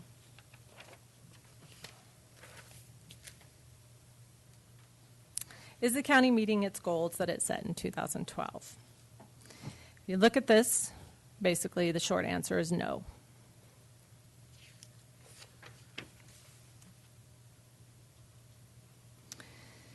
The county has a substantial investment in its road system and estimates that the replacement cost is approximately $153 million. Overall, the roads are in poor condition, with fewer than being a third in good and fair condition categories and 2/3 being in very poor or poor condition categories. The later categories will require significant amounts of funding to repair. The current backlog is $96 million. And you can kind of see by this graph, if I can find my mouse, here's that deterioration curve. And as you go further down that curve, it's costly. So if you look back at that deterioration curve, because our network is considered poor, it requires a much larger cost to repair. Soon we'll be faced with paying 2.5 times as much if our network drops below a PCI of 25 in that very poor category.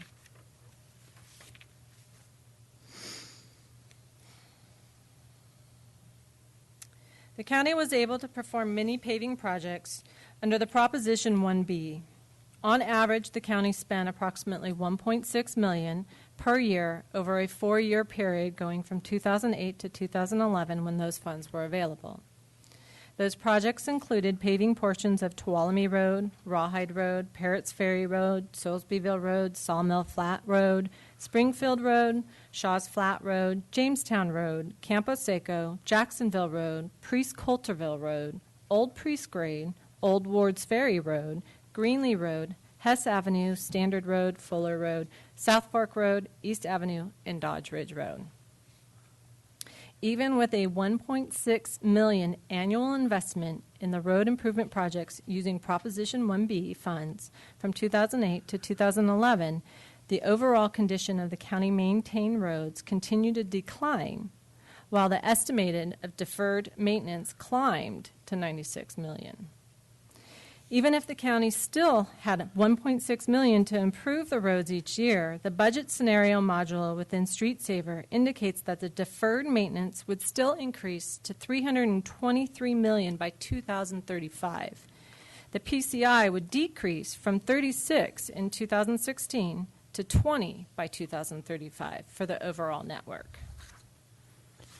Tanya, question: have we done an analysis to see what the minimum funding to stay right where we're at, just maintain the PCI on all the roads, the average PCI on the road structure that we maintain would be?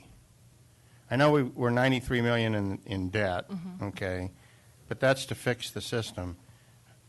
What would it take to just maintain the status quo, to keep from getting worse? Do you happen to have that? That's the one budget scenario I didn't do this year. Okay. But well, I do have it in the 2014 report. Okay. That's probably close enough. And you know what? Actually, did I write that down? I'd be curious No. what it would take to keep it where it's at.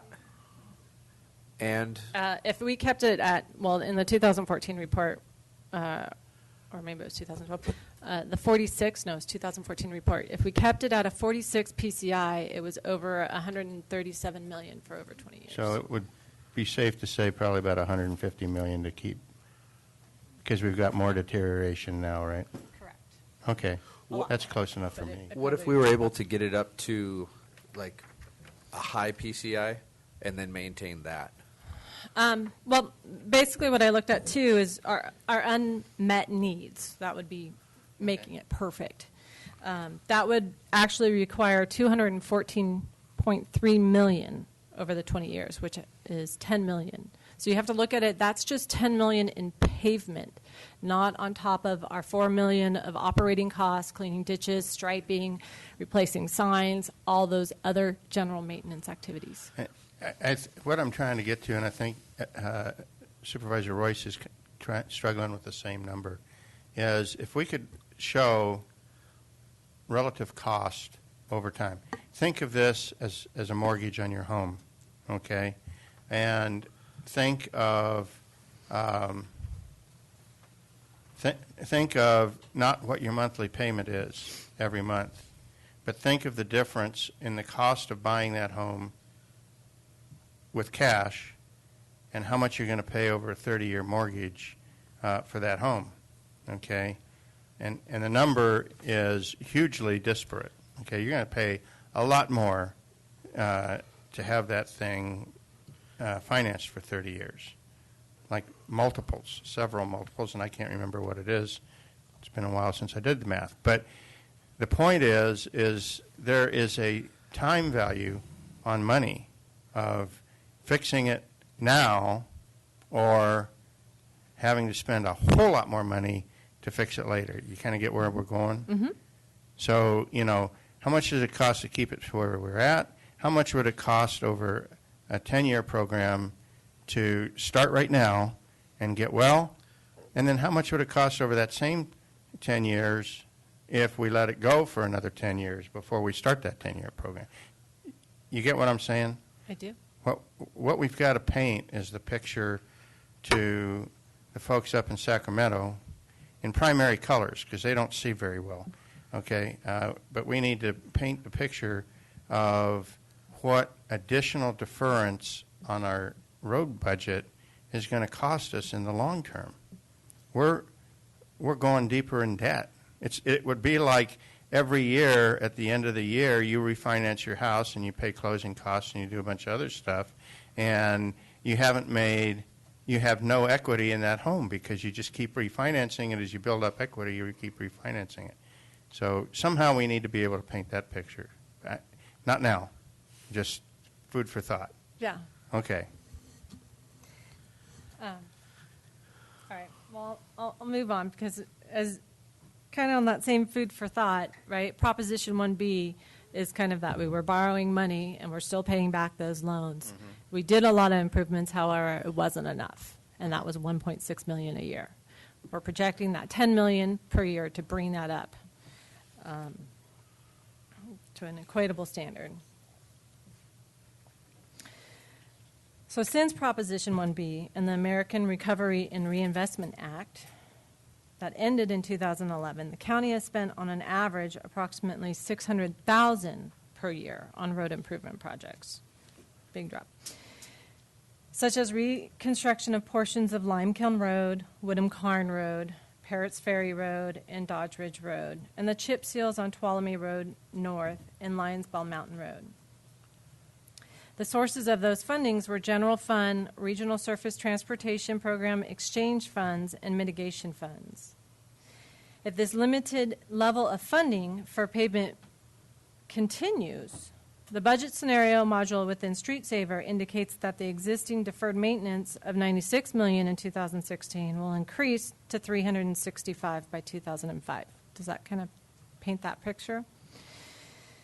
The PCI would decrease from 36 in 2016 to 15. So it's rapidly decreasing on that deterioration curve. And that PCI would be projected in the 2035 for the overall network. Kind of going back, I think you've seen this graph before. We presented it in one of our letters to the governor. But the county is facing decisions to provide a sustainable future for the county's infrastructure. Our discussion has focused on pavement preservation, and the county still maintains 53 bridges built from 1908 to 2013. The county also provides basic road maintenance, as we were talking about with Supervisor Gray, that include vegetation control, striping, snow removal, signs, traffic signals, safety devices, road lighting, pedestrian walkways, bike paths, culvert and drain maintenance, erosion control, gravel road maintenance, and fence and guardrail maintenance. So every day these things are, deteriorating or getting struck, and our road workers are behind the scenes fixing all these things that you don't see because you're just looking at the ground in front of you. So as indicated on the graph here, the county is facing a significant reduction in revenue for the road fund due to the decreases in the allocation from the state's highway user tax account, also known as HUDA, and commonly referred to as the gas tax revenue. Without sufficient revenue, the county can no longer provide adequate basic road maintenance. So if you look at this graph, the red line is our operating cost, and the blue line are the revenues from the gas tax.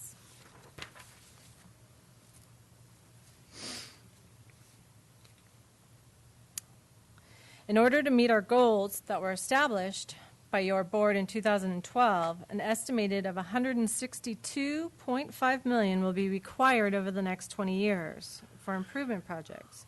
This equates to approximately $8.1 million per year. It would increase the PCI of all major collectors from a 57 to a 60 plus. The PCI of minor collectors would increase from 35 to 60 plus. And the PCI of local collectors would increase from 36 to 50, and the residential local roads will increase from 25 to 50 over the next 20 years. Based on the information presented so far, without a significant increase in road fund maintenance and improvements, the PCI goals set in 2012 are not realistic. Over the last 10 years, the county has not had a steady funding source for maintaining or improving the roads, and currently the amount of the revenue from the gas tax is on the decline, as we saw in the previous graph. In addition, the $8.1 million is on top of the $4.5 million of operating costs. So this is going back. We need that additional $8.1 million just for putting that black down on the pavement. Yeah, does that include hiring the people and the machinery and all of that stuff to go with the materials? There's different ways you can do it. I know Lake County has their own chip sealing crew, which they do all their preventative maintenance with that. Currently, the county does everything under contract, so we're actually contracting all that work out. Just to mention, the legislature did take away some of the flexibility we used to have to do a lot of that work ourselves. They've made it more and more difficult to do it ourselves, and then you have to contract it. And in this world, you can do a lot of that more inexpensively with our own crews, but we're precluded by law now. I just found another hole in my foot. We've shot ourselves in the foot. Okay.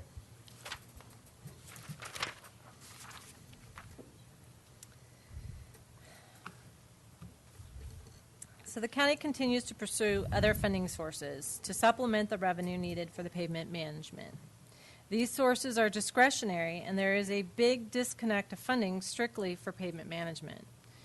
Our HUDA funds, as you recall, are for general road maintenance. The other funding sources listed here do help with improving transportation infrastructure. However, many of these sources entail a competitive process. The process includes a cost-benefit analysis, including the number of users, which makes it difficult for rural areas to compete with the metropolitan areas in California. There isn't a specific source of funding for pavement management. At this time, most likely funding for road projects and pavement preservation in Tuolumne County are one-time dollars, RSTP, LTF, and general fund.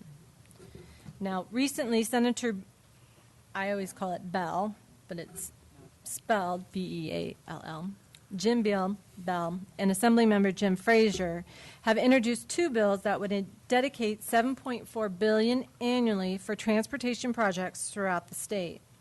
These two bills have been introduced in a special session that ends November 30th. Under the proposed bills, Tuolumne County would receive an estimated $5.1 million per year. The proposal would also stabilize the variable gas tax to help generate more revenues by adding 17 cents per gallon.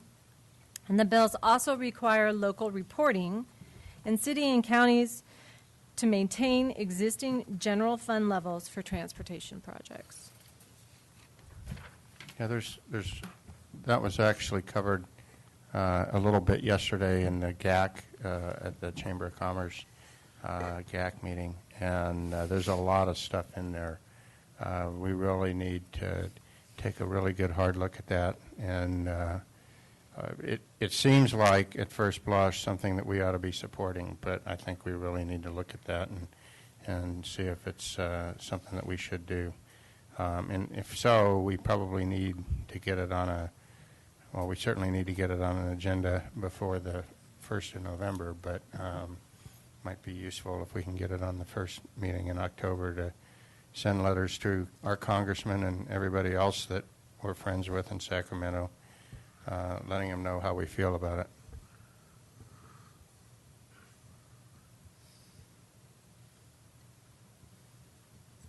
To include the authors of the bill. We will do that. Okay. And it'd be nice if we ran it through TCTC and got them on board too, if they're so inclined.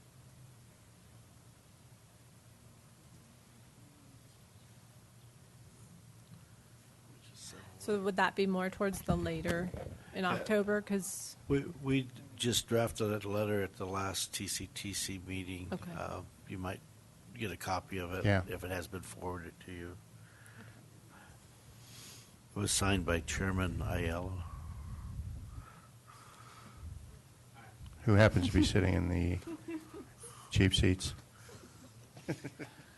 okay, so now I want to bring some happy news or some success stories too. Yeah, go ahead. Okay, public comment. I'll just keep it very short. We did write a 2 to 3 page letter to Frazier and Beal. There was discussion on oppose, support, and we took a middle ground of support if amended, and there are a number of recommendations in that letter that we would support if certain aspects were amended. And I'm texting Darren to have a copy sent to you today. Okay. Okay? Thank you. You're very welcome. Yeah. We'd like to go together if it makes sense to do that. Yeah. I don't know why it wouldn't, but there may be a reason. Who knows? Yeah, good idea. Okay. So pavement preservation strategies include surface treatment every 7 years. These are your typical fog seals, slurry seals, chip seals. The green line is representing a good pavement preservation strategy. So if you look at that graph, you can see how it's a 7-year cycle. You're doing some surface treatment or preventative maintenance to bring that PCI back up. So a good example of this is in the county service areas or the permanent road divisions. County service areas and permanent road divisions provide a mechanism for funding road maintenance and associated services for neighborhood roads that are dedicated to the public but are not part of the county-maintained system. The active CSAs and PRDs have a network average PCI of 69. Remember, these are the active CSAs and PRDs, have an average PCI of 69 for their maintained roads.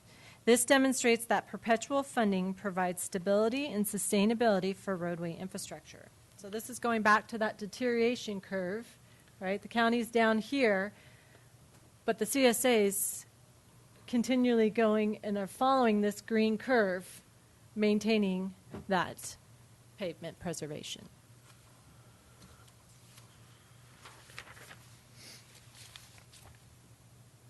So what are our next steps? The county could continue to fund the current pavement preservation strategies as aggressively as possible, allocate more discretionary county funds for pavement management, continue all avenues of funding sourced through federal and state sources, and develop permanent road division zones. Your board could also modify the PCI goals, which was established in 2012.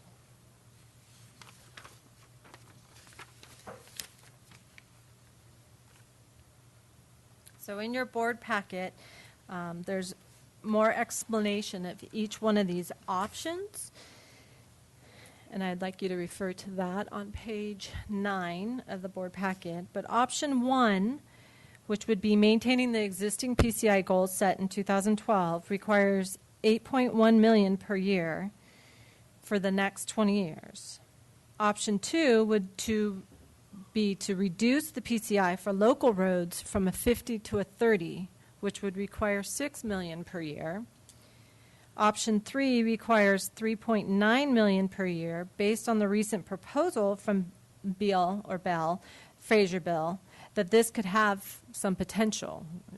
It's achievable. And then option 4 requires $2.2 million per year, but requires local roads to become PRDs or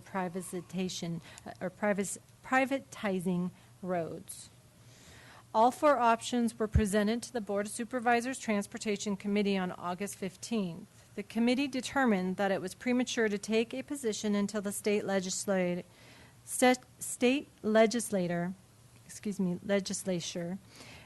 has taken action on the proposed transportation funding bills.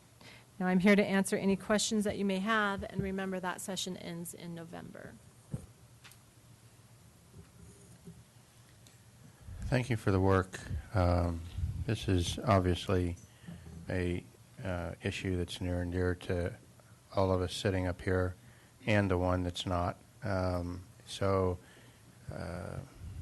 Again, I know we're spending a lot of time trying to figure out a way out of this, but I think it's, unfortunately, it is time well spent, and I appreciate the work that you've done. I'll open it up to the board for any questions or comments. Supervisor Handbelt. Yeah, well, first of all, thank you. I got a few things clarified from the last time I sat through this. The obvious conclusion you draw from this is that, and I think Tanya said that, was that our current policy goal, whatever, is totally unrealistic under the current scenario, situation, funding.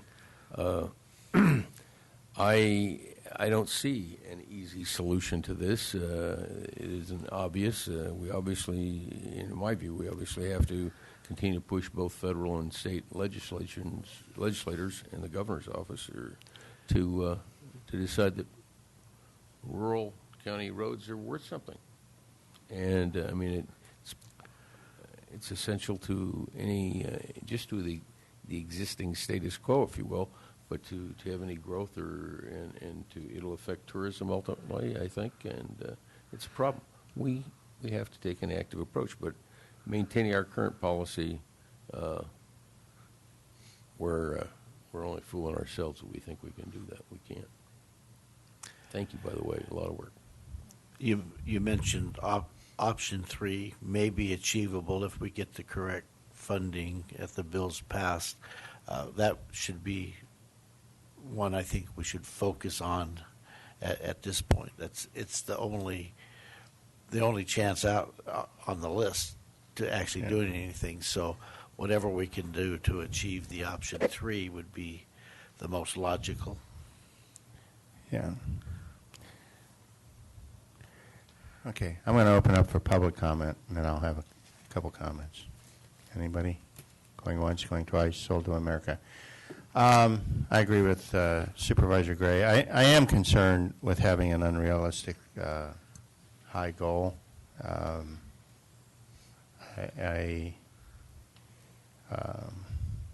am concerned for our staff, who's working very, very hard to try and take care of an insolvable problem. I don't want them feeling like failures because they can't achieve a goal that we've set. I'd like them to at least be able to get close enough to see the light at the end of the tunnel when the freight train's coming at them. So I think option 3 is the only one that's realistic, but I kind of also sympathize with the thought that maybe we wait to make a final decision on that until we do know what the legislature does. I think we may still be able to influence that decision one way or the other. I do think that we ought to, all of us ought to be fully engaged in that effort to get the best possible outcome out of our legislature. As I've said many times, this is not a Tuolumne County problem. This is a state problem. Not that the state's the only one that plays in the game. We obviously have our own responsibilities, but we can't solve it on our own. So I'm just concerned that one of the things that I'm constantly reminded of is the number of people that come to our county and spend money in our county. And I am concerned that if our major and minor collectors get to a certain point, that we're not going to be as attractive a place for them to come and spend money. I think at some point, if we don't get some legislative funding relief from the state, we need to be looking at how do we preserve some minimum level on those major and minor collectors at the sacrifice of our local roads and whatever else we need to sacrifice. I just think from an economic standpoint, that's really, really important. So, Mr. Chairman, as far as action, could I suggest a motion that we accept option 3 based on the results of the state legislature? Is that a motion? Yeah. Okay. That we accept option 3 based on the results of the outcome of the state legislative action that's pending. I'll second it. Okay. Well, Supervisor Gray's getting better at cutting me off. All those in favor signify by saying aye. Aye. Comment? Opposed? Abstain? 4-0. Thank you. Good job, John. It's getting tired. Okay. That's okay. We'll do reports real quickly before our 11:15. Reports. Thank you. Start with you. Nothing to report. County Council. Yes. Last week, Carlin and I, along with Gary Stockel, attended a California Department of Food and Ag scoping meeting for their EIS related to medical marijuana. I attended the annual County Council's conference last week, and I will send you all an email about some of the things we discussed. Cody continues to keep busy with many juvenile matters. Chris Schmidt has been really involved in new litigation cases and claims. And that is our report. Thank you. Okay. Mr. Pedro. Yeah, I'll just mention one item. I think I mentioned it to the chair last week. I was able to go and be part of a meeting in the State Insurance Commissioner's office, and it was something actually that was generated through the statewide tree mortality task force, and again focused on homeowners insurance, the difficulties related to fire threat and so forth. And there was good discussion. A lot of it was focused on changes that have been made in the FAIR Plan, which is the state's fallback insurance program. If people can't get insurance or can't get affordable insurance because of the fire risks, dangers that they live in, they've made changes in the FAIR Plan to cover more throughout the state.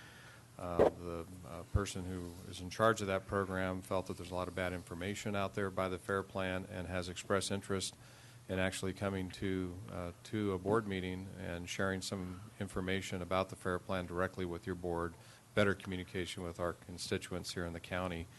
But the thing that probably the most important thing that came out of it to me again was something that Chief White, Josh White, had mentioned and others in a meeting a year and a half ago when we started down this fire insurance road, was that more and more they're moving away from tools like ratings such as the ISO ratings, which is based on water is almost half of the the ratings, along with how many fire stations with what equipment, whether it's full-time or part-time staffing.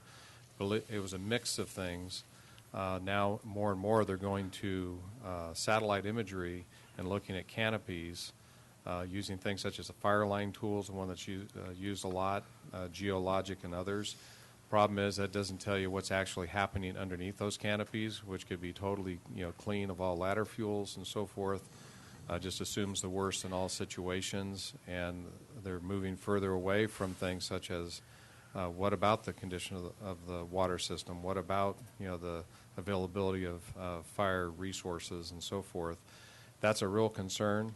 I know that Chief White felt very strongly, voiced it last time, as did other members of CAL FIRE, that system isn't going to work, but they continue to move further and further in that that direction. So, at the conclusion of that meeting, the folks from the Insurance Commissioner's office said they would follow up and see if they could get folks from Fireline together with folks from CAL FIRE, perhaps folks from ISO, to come in and have a dialogue about where the use of these tools are leading, because it is not good for the homeowner. So they've got to modify that. That's it. Okay. Supervisor Hanvelt. Okay, Mr. Chairman. We didn't report out last meeting, and I had gone with Supervisor Brennan to the CSAC board meeting in Sacramento. CSAC board took a position of either support, non-support, or no position on a number of the issues that are on the ballot. I think some of those have significant impacts on Tuolumne County. I'm more than willing to share what they did with things, but I think it would be good for us to have an analysis by somebody in the staff of what those measures, what impact they have on Tuolumne County, so we know ahead of time in preparation. I spent some time with several local groups on the situation on tree mortality. Cal Alumni Association had a meeting. Went and talked to them about things, and Mike Albrecht and I talked to the real estate board about those issues, and we did talk about the insurance issues as well. And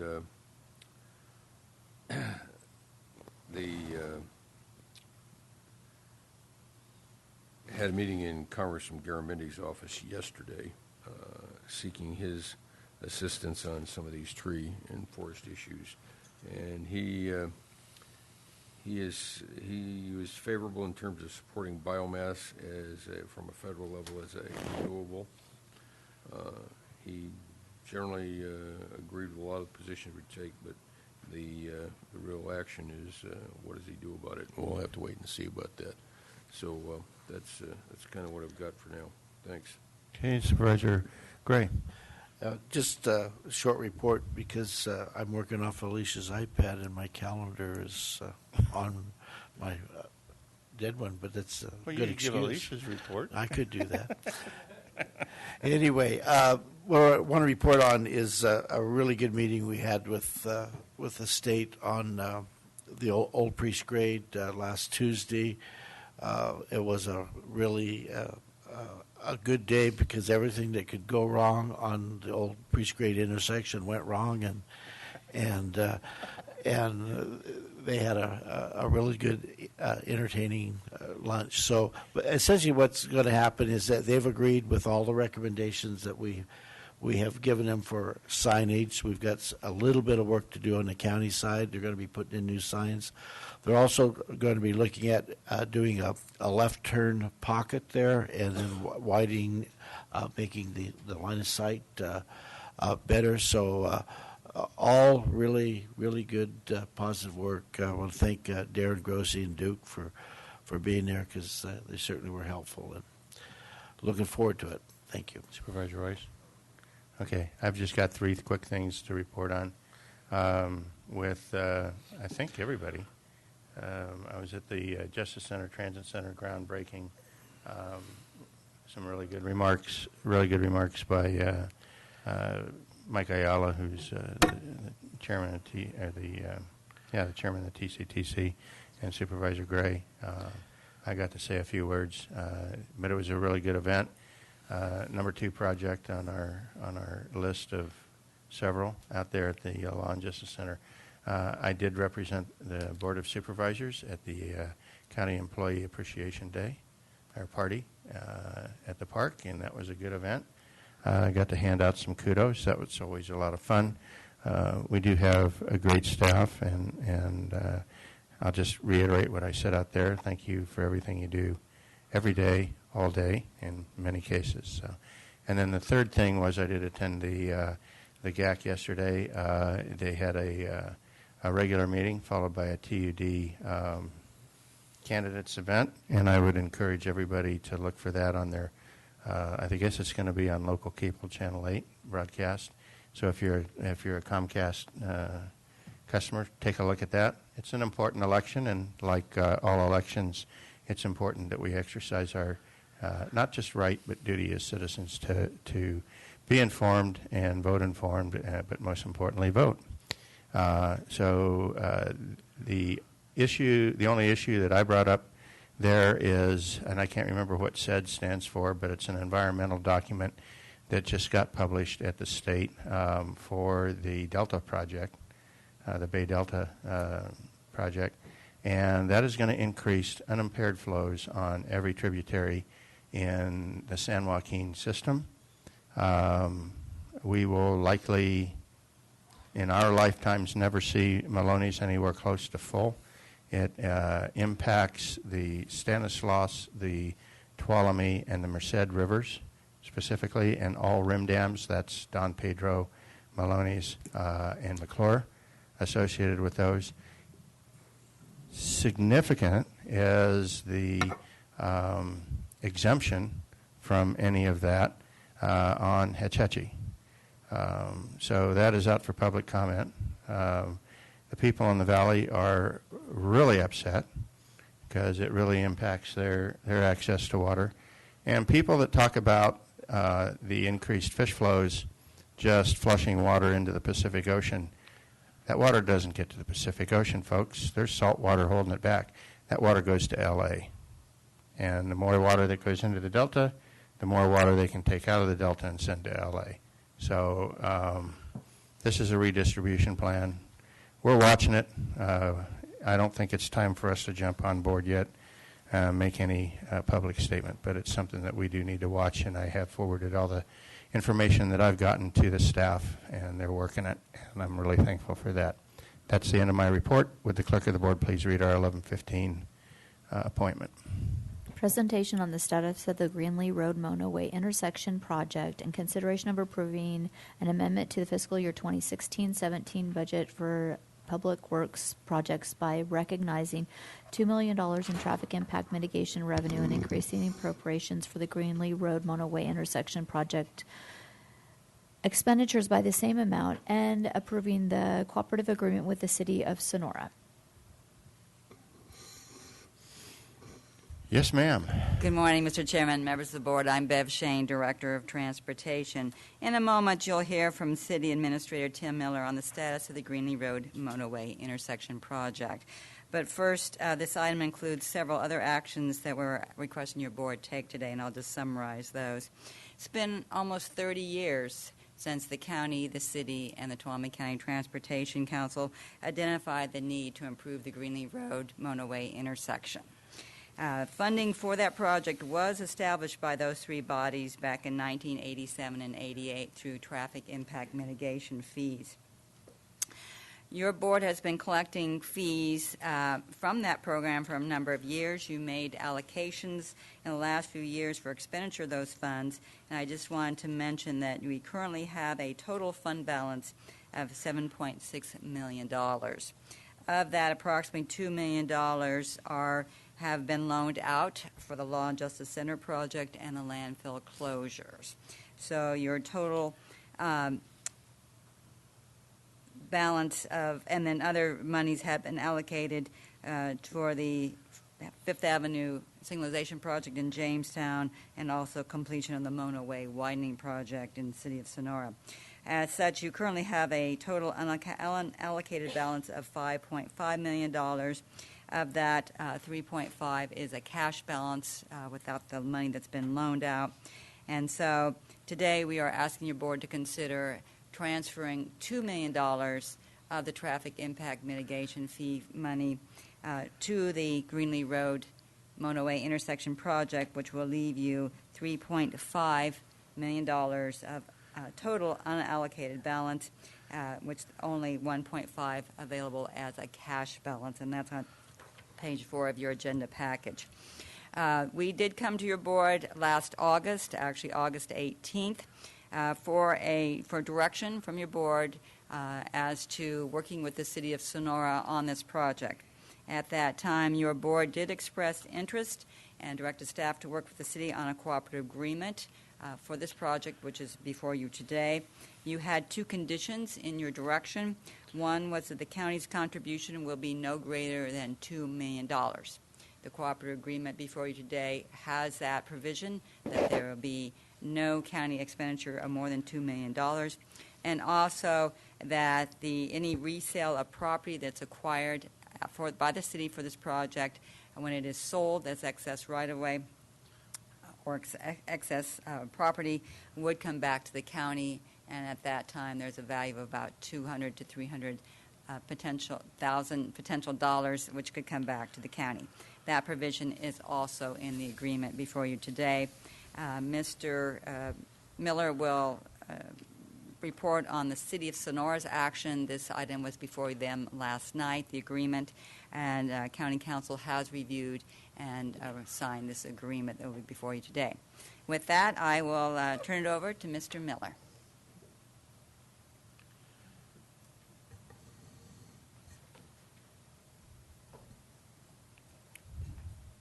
Welcome, Tim. Thank you. Welcome. Glad to be here today. Tim Miller, City Administrator, City of Sonora, board members, staff, and members of the public. I would first like to thank Bev and her staff for the work that they've done, as well as County Council's office in the review of the cooperative agreement. It is consistent with what we discussed last August, and I'm pleased to report that it was approved by the council last night. So we would ask for your favorable consideration today. With respect to what's happened since our last meeting, the city has retained outside consultant for the preparation of the plans for the project, and that is underway. Based on the schedule, those plans will be complete by the end of the year. We'll be out to bid after the first of the year and start construction as soon as weather permits next winter, early spring, with a completion by late spring, early summer. With regard to the property acquisition, the city has extended an offer to the property owner. We are awaiting his comments on the offer and the purchase agreement, and our right-of-way consultant is in the process of arranging a follow-up meeting with the property owner to discuss his position with respect to that initial offer. So that's where we are today. We hope to be in possession of the property prior to the end of the year so that we can do whatever demolition is necessary to accommodate the road work that would begin following the first of the year. Okay. Questions? Supervisor Hanvelt.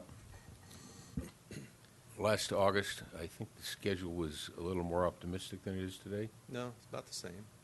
We expected to be have the plans done by the end of the year and start construction after the first of the year. Okay, I thought it was more aggressive. I'll go back and look. The excess property, is any work being done on selling that? I can't talk about the content of the offer, but if we do acquire property in excess of what's needed for the road right-of-way, the agreement provides that we would dispose of that property and make those funds available to the county. I just asked if there was any activity. No. Okay. Okay. Okay. Anybody else? Public comment. Okay. So you anticipate taking ownership of the property, you said late this year? Either ownership or control that would allow the project to proceed. Okay. Do you have a time frame? Are we talking November, December, or Not at this point, but I'd be happy prior to come. to the New Year's party? Yes. Okay. I mean, yes. When that occurs, or in December sometime, could you come back and give us another update? I will be back sooner. Let me say it. I'll say it a different way. When we are in contract with the property owner, I'll be happy to come back and report that to the board. Okay. I think that would be useful. Yes, I do too. Okay. Okay. And I'll be in a position to disclose a lot more about what the terms are at that point, which will be informative to the board and the public as well.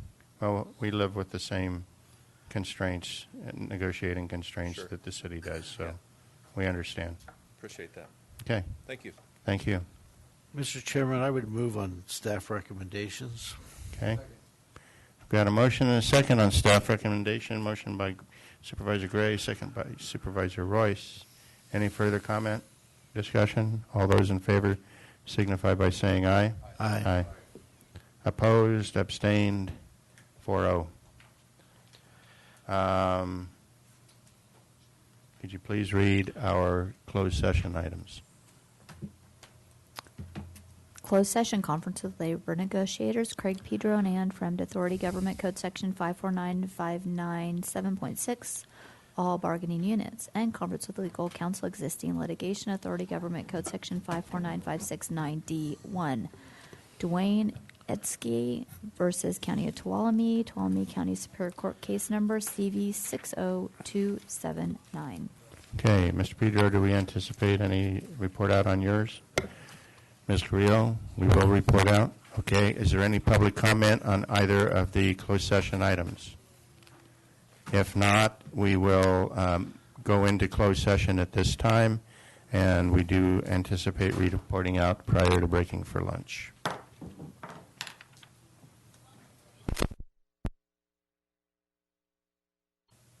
We don't have a report yet. Okay. Tuolumne County Board of Supervisors is back in session from closed session. We only covered item A under agenda item 16. There's nothing to report. We will do 16B after lunch.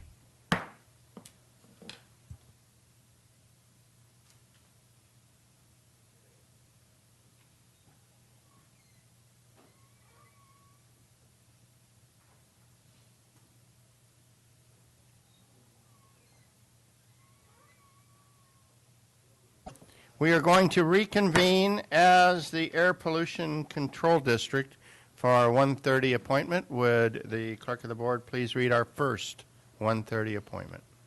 It's a public hearing to review and receive comments on the Air Pollution Control District's 2016-17 budget hearing, and to set a public hearing for October 4th, 2016 at 1:30 p.m. to adopt the Air Pollution Control District's 2016-17 budget. And the man with many titles. Yes, I'll just use one today. Okay. Good afternoon, Mr. Chairman and members of the board. My one title today, my name is Gary Stockel, and my one title is Air Pollution Control Officer. The California Health and Safety Code requires each air pollution control district to present its annual budget in a public hearing held exclusively for that purpose and separate from any other budget hearings. Although the air pollution control budget is incorporated into the county budget, which was adopted on September 6th, 2016, you must review and adopt this budget as the Tuolumne County Air Pollution Control District Board. The review and adoption process outlined in the Health and Safety Code requires 2 hearings. The first to review the budget and receive comments from the public, and the second to adopt the budget. Today's hearing is to review and receive comment on the 2016-17 air pollution control budget, and at the end of today's hearing, I'm asking your board to set a hearing date of October 4th, 2016 at 1:30 p.m. to adopt the air pollution control budget. The final 2016-17 air pollution control budget is $711,390. This is 29.6% greater than the 2015-16 budget of $549,000. The air pollution control budget provides funding of various programs operated by the district. These programs include stationary source, open prescribed burning, enhanced vapor recovery, Carl Moyer, air toxic measures implementation, public outreach, and air quality land use planning. The operating budget supports 2 full-time permanent employees, a deputy air pollution control officer and an air pollution control specialist.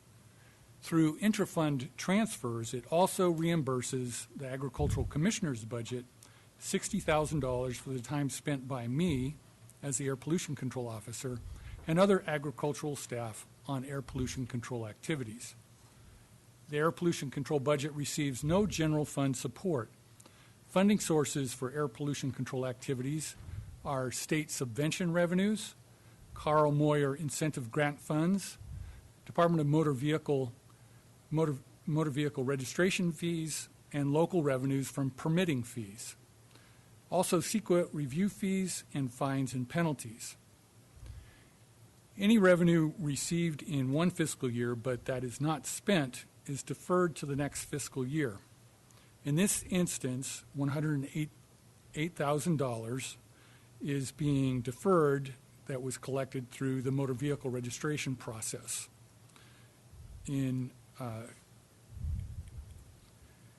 As compared to the previous fiscal year's adopted budget. This actually results in $103,945 available for funding public works, diesel engine retrofitting, and replacement projects. Additionally, approximately $1,500 budgeted but not spent in the 2015-16 fiscal year for the green waste recycling program has been encumbered for use in the 2016 fiscal year. Also included in revenues for 2016-17 are approximately $1,400 from fines and penalties collected but deposited into a trust fund to be used to support programs and projects. This $1,400 will fund the annual maintenance of our portable air quality monitoring equipment that was originally purchased with fiscal year 2010-11 fines and penalties. This concludes my review of the Air Pollution Control District 2016-17 budget. After review and comment, I ask that you set a hearing date of October 4th, 2016 at 1:30 p.m. to adopt this budget. I'm happy to answer any questions you or the public may have. Board questions? Just one. Go ahead. I see this new topic, Carl Moyer Timber. What's that? Carl Moyer Timber Program is not actually a new project. It's been in place for several years, and it assists funding for logging operators to replace their logging equipment, their on-road logging equipment, so logging trucks. Okay. And I don't remember seeing it. Well, it has been in previous years' budgets. Okay. I remember Carl Moyer Fund, we were replacing diesel for various vehicles. They just didn't Correct. for timber. And this will be the last year that we're participating in the timber funding option through Carl Moyer. We have a very difficult time finding operators who can qualify and meet the criteria of the Carl Moyer program in order to get the funding. Okay, any other board questions? Any public comment, questions? Okay, seeing none, bring it back to the board. This is a public hearing. Oh, I'm sorry, close the public hearing, and then bring it back to the board. Move on staff recommendation. Okay? Okay, it's been moved by Supervisor Handbelt and seconded by Supervisor Gray that we approve the staff recommendation. All those in favor signify by saying aye. Aye. Opposed? Abstained? 3-0 with Supervisors Royce and Brennan both absent, and they will be absent for the remainder of the meeting. Would you please read our second 1:30 appointment? This is a presentation on draft regional transportation plan by the Tuolumne County Transportation Council. All righty. Adjourn as the Air Pollution Control District and reconvene as the Board of Supervisors.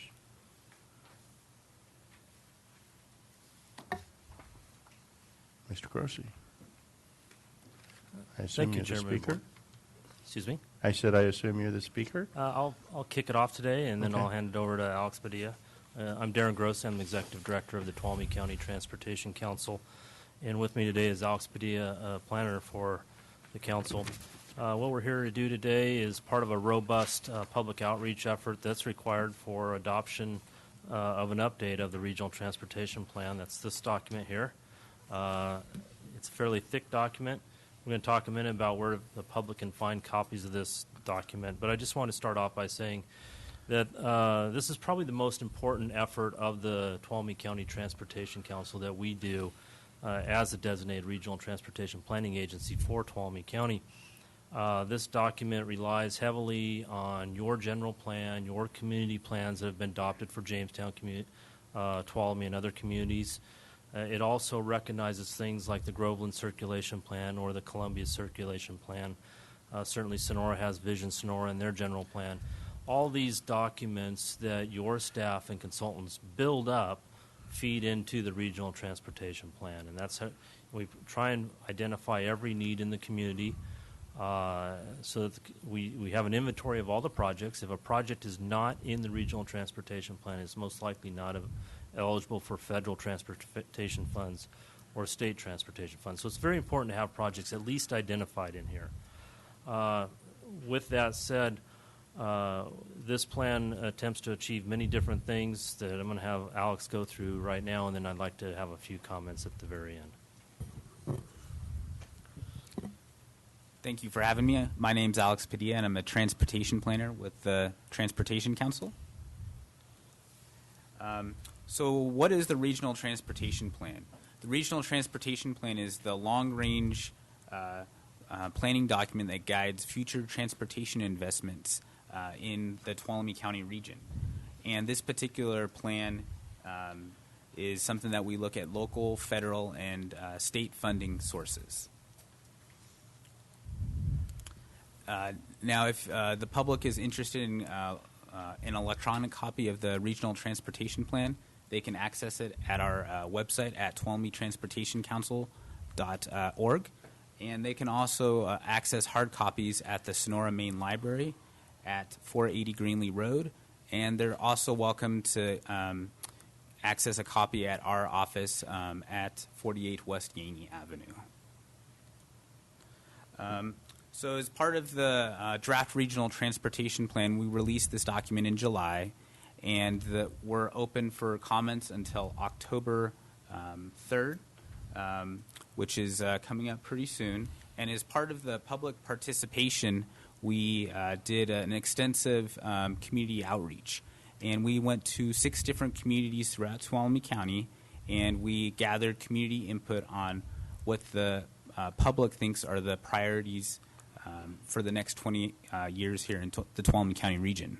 And we were able to get an extensive amount of comments, and that comment period, like I said, is still open. So People can send their comments to my email address at apadilla@co.tuolumne.eu. Also, as part of the RTP, we're going to be releasing the environmental impact report. And the environmental impact report is going to be looking at potential impacts that the RTP project could potentially have, and the plan itself. And we're hoping to release that fairly soon. So we'll definitely let you guys know once that is released. Now, some of the highlights of the new regional transportation plan. One of the new things that we included was the rural sustainabilities chapter. And this particular chapter, we wanted to prioritize the 2016 RTP goals, and we wanted to make sure they were consistent with AB 32 and SB 375 and the Governor's Executive Order B 30-15. So essentially, the regional transportation, the rural sustainable strategies looks at ensuring a balance of environmental, economic, and social equity metrics when we're considering making transportation decisions. And this is important because in a lot of sustainable metrics, they look at just reducing greenhouse gases. So we wanted to ensure that we're looking at other strategies as well. And we have a list of 14 particular strategies. I won't name them all, but we have quite a few that go through goods movement, safety improvements, and we have all those listed. And to kind of back up a little bit, we wanted to also define what it means to be sustainable transportation. And the emphasis is that it utilizes renewable energy resources. But when you look at it from the context from rural sustainable strategies or a rural sustainable perspective, we want to emphasize that it incorporates economic and social equity indicators as well when we're making our transportation investment strategies. The other new chapter is the new regional transportation chapter, and this particular chapter focuses on state, interregional, and regional transportation issues, goals, objectives, and policies. Now, our regional transportation plan has 10 regional goals, and we also have 10 performance measures that also help set the precedent on measuring these goals and the future outcomes. Also, the regional transportation chapter has sub-area goals that focus on specific elements such as goods movement, complete streets, and emergency management. Another highlight of the regional transportation plan is that we have broken up the chapters into individual modes of transportation. So if you're looking for policies or goals or investments in a particular mode of transportation, you can find that in the local roads or state highways chapters. And I'll go through a quick highlight of each chapter and some of those transportation investments. As part of our expenditure plan, we've broken up our capital improvement projects into 3 different tiers. Tier 1 are all the projects that we plan on funding in the next 25 years. Tier 2 and Tier 3 are unfunded projects, but these particular Tier 2 projects are projects if we do get new alternative funding sources in the future. We've come up with a couple of alternatives that look at what potential projects we can fund. So looking at the State Highways chapter, one of the highlights, one of the projects that we're looking to construct is the widening project in Jamestown from 5th Avenue to South Main Street. And this particular project would include complete streets improvements. Also, along the State Highway, we'd incorporate shop projects, which we've included several intersection improvements and several climbing lanes from LaGrange Road all the ways to Chicken Ranch Road. Now, looking at the local streets and roads chapter, one of the larger projects we would be able to fund by 2040 would be the Greenlee Road extension, which is the north-south connector phase 1. And this particular project would extend Greenlee Road all the ways to 49, SR 49.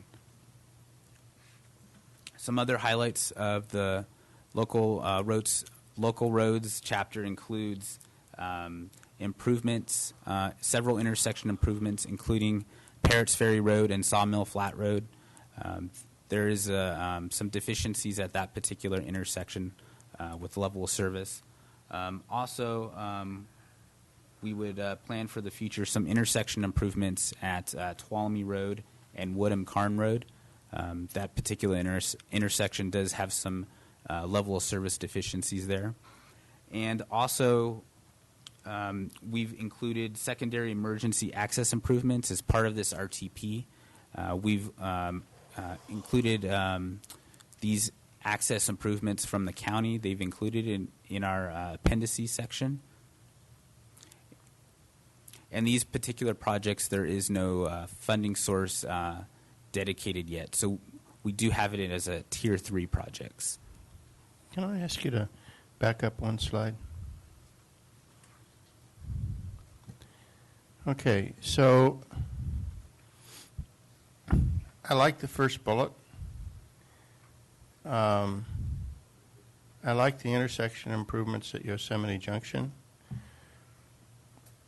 Chicken Ranch, Stockton, and State Route 108. One of the you made a comment that there was some project from LaGrange Road all the way to Chicken Ranch.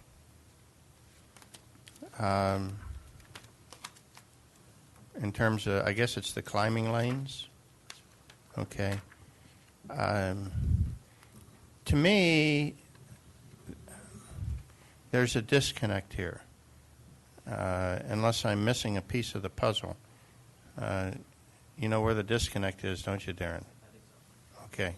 But the disconnect to me is that slice of the pie, if you will, from Chicken Ranch to South Main Street. That is really a bad stretch of road, okay? You've got a unprotected left turn in a 55-mile-an-hour zone going into Hearst Ranch. You've got the approaches to Chicken Ranch Road. From the Jamestown side, I get my directions all, I don't know if it's north or east or west, but I mean, you're widening State Route 49, 108 all the way through Jamestown. Then it's going to neck down again, and then you're going to widen it back out again. That doesn't make sense to me. It's a choke point, and a dangerous one. And that's our mistake. Not that we didn't cover it. It's in the plan, but we didn't show it as a highlight of the plan. Okay. We certainly recognize the need for what we call operational safety improvements between Chicken Ranch Road and Jamestown itself. We can't quite go to the ultimate need, which is a 5-lane section through there. The funding doesn't support that because that would have to be done. It's a capacity increasing project. It'd have to be done with STIP dollars. We don't have enough of those dollars presently to include it in the plan. We recognize as a need, but it's not there unless we get some more funding. So what we've instead done, we've kind of directed our attention to the State Highway Operation Program, and capacity increasing projects are generally not allowed in that program, but they will do operational improvements. So it's in the plan. Our mistake not putting it up as a highlight project. Well, the two turns that are of some concern to me, and I would defer to somebody that actually lives there, since I don't, but it seems to me from the times I've had to go in and out, at Chicken Ranch the concern is people making left turns coming out of Chicken Ranch onto that highway. There's a little bit of concern making a left turn into Chicken Ranch, but it seems to me that the volume is a little bit lesser than the other way.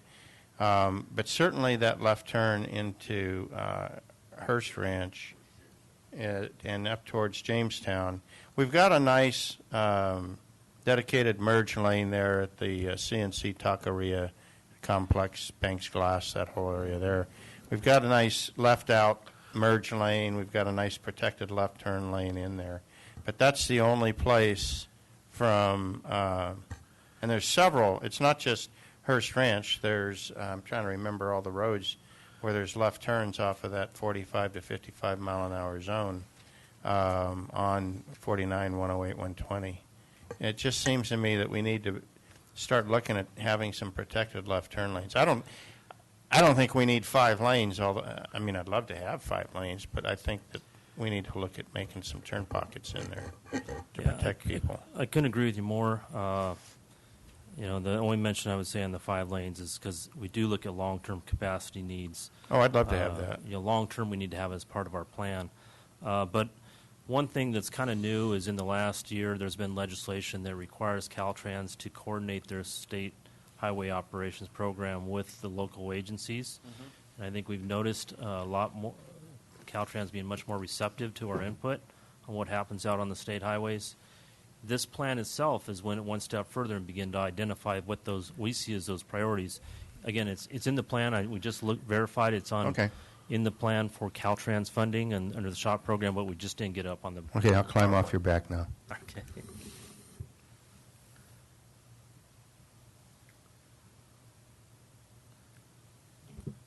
So the non-motorized chapter, some of the improvements include Americans with Disability, ADA, and complete street improvements in Groveland, Sonora, and Jamestown.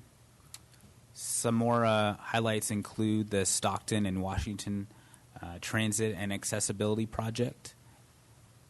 And the last project would be the complete streets and intersection improvements over by Sonora High School with Columbia Way and North Washington Street.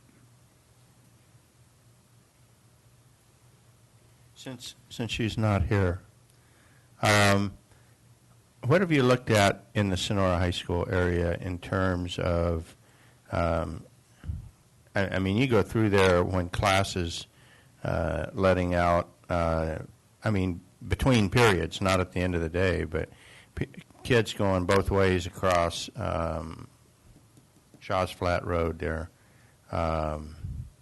That's downright dangerous. Have we looked at anything in terms of, I know up and over is very expensive, but what other options have we looked at there? Just a bit of clarification. You're talking about Shaw's Flat where it's dividing the campus? Where it divides the campus, highway. Okay. To be honest, we haven't done a lot of focus work on that. Certainly, we'd be happy to work with the city of Sonora and the police department and of course, the school to identify some projects there. But at this point, we haven't done much. Okay. There's a question.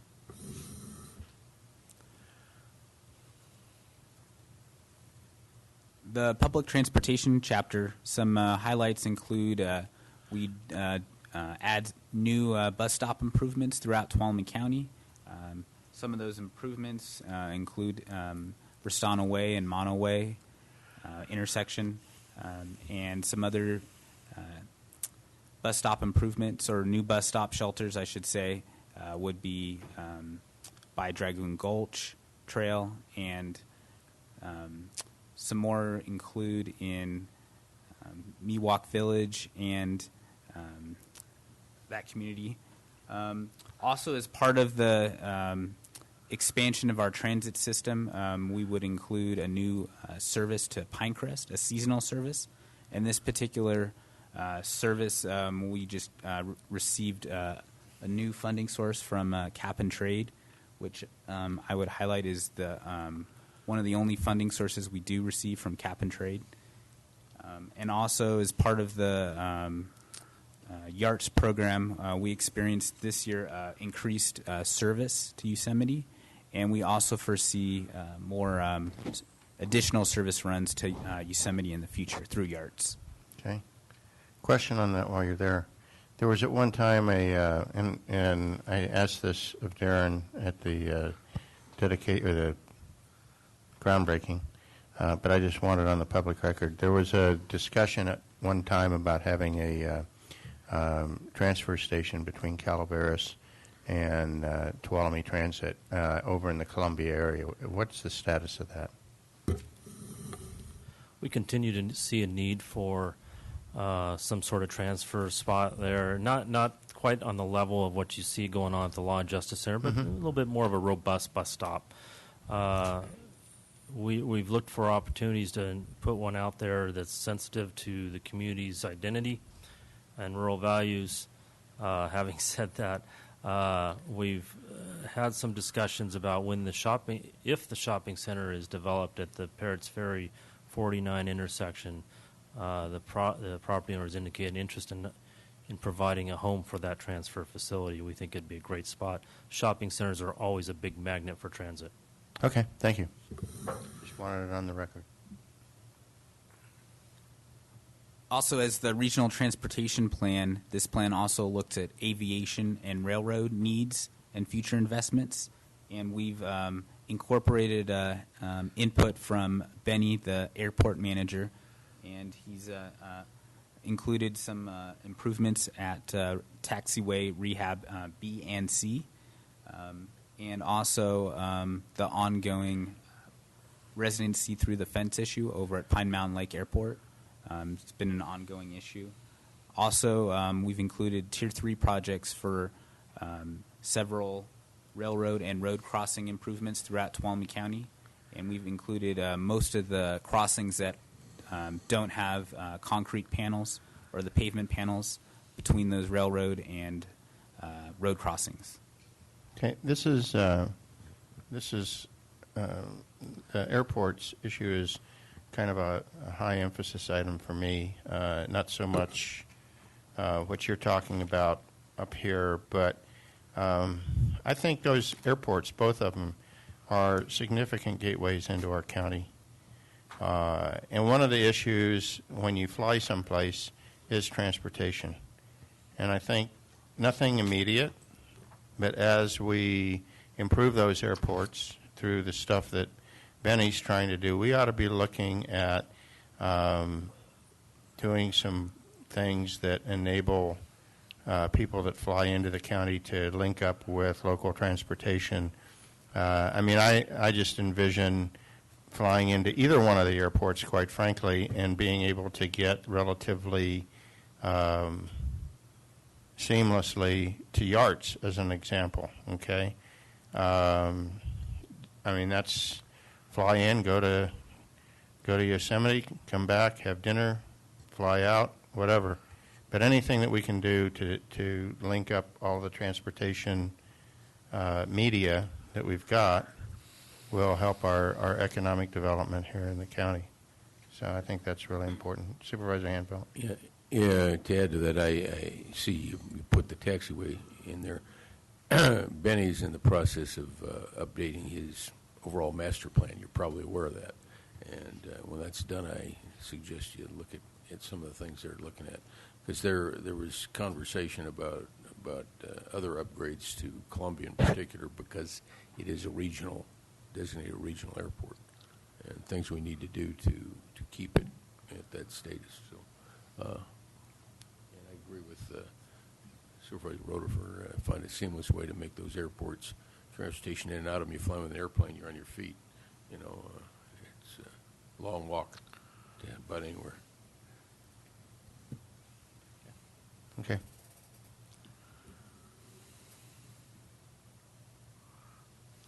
So looking at the last chapter is the financial chapter. In this particular chapter, we is a fiscally constrained plan. So that means that we have to look at the anticipated funding sources and plan for projects based upon those funds that we project in the future. So partly how we do it is we look at the past and look at what particular funding sources we've received and how much we've gotten, and then we project it into the future. And we use those projections to plan for some of the future projects in the next 25 years. Now, our capital improvement plan includes $162 million in new capital improvement projects. And for the Tier 2 and Tier 3 projects, we have a funding shortfall of approximately $688 million.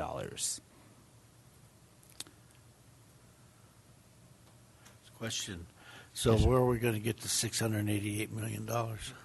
Same place we're going to get the road money.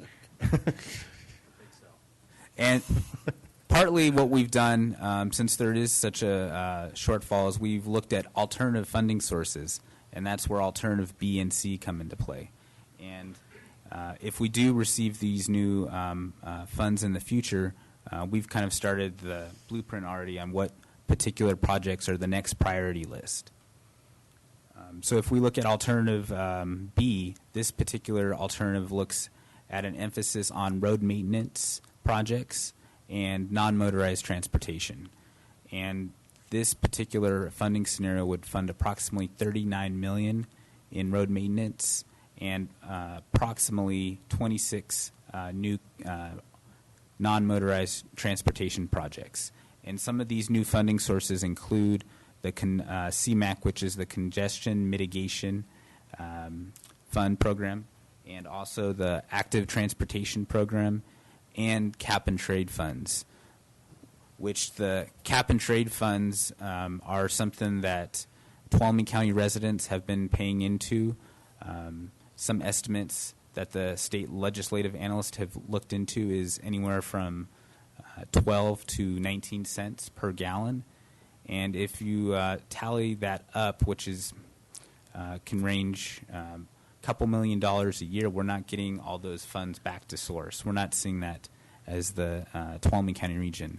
So what we've done is we've taken our fair share of cap and trade funds, and we've programmed it in this financial alternative for road maintenance and non-motorized transportation.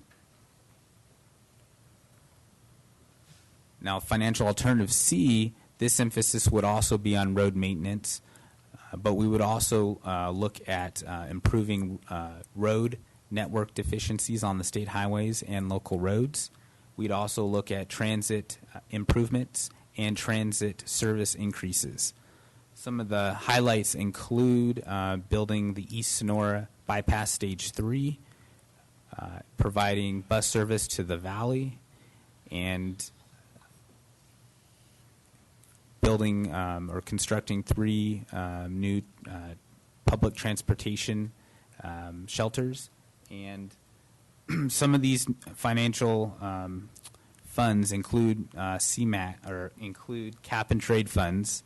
And as part of this transportation planning exercise, we've looked at sales tax, and we've also looked at the traffic mitigation fee program increases. We're not necessarily advocating for those, but we're just seeing what type of funds we could potentially receive if we decided to pursue those in the future.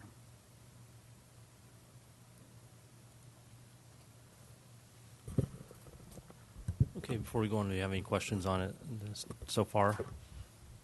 Okay. I just wanted... Darren? Yeah. Can we take a quick break? Sure. Okay, let's take a 5-minute break.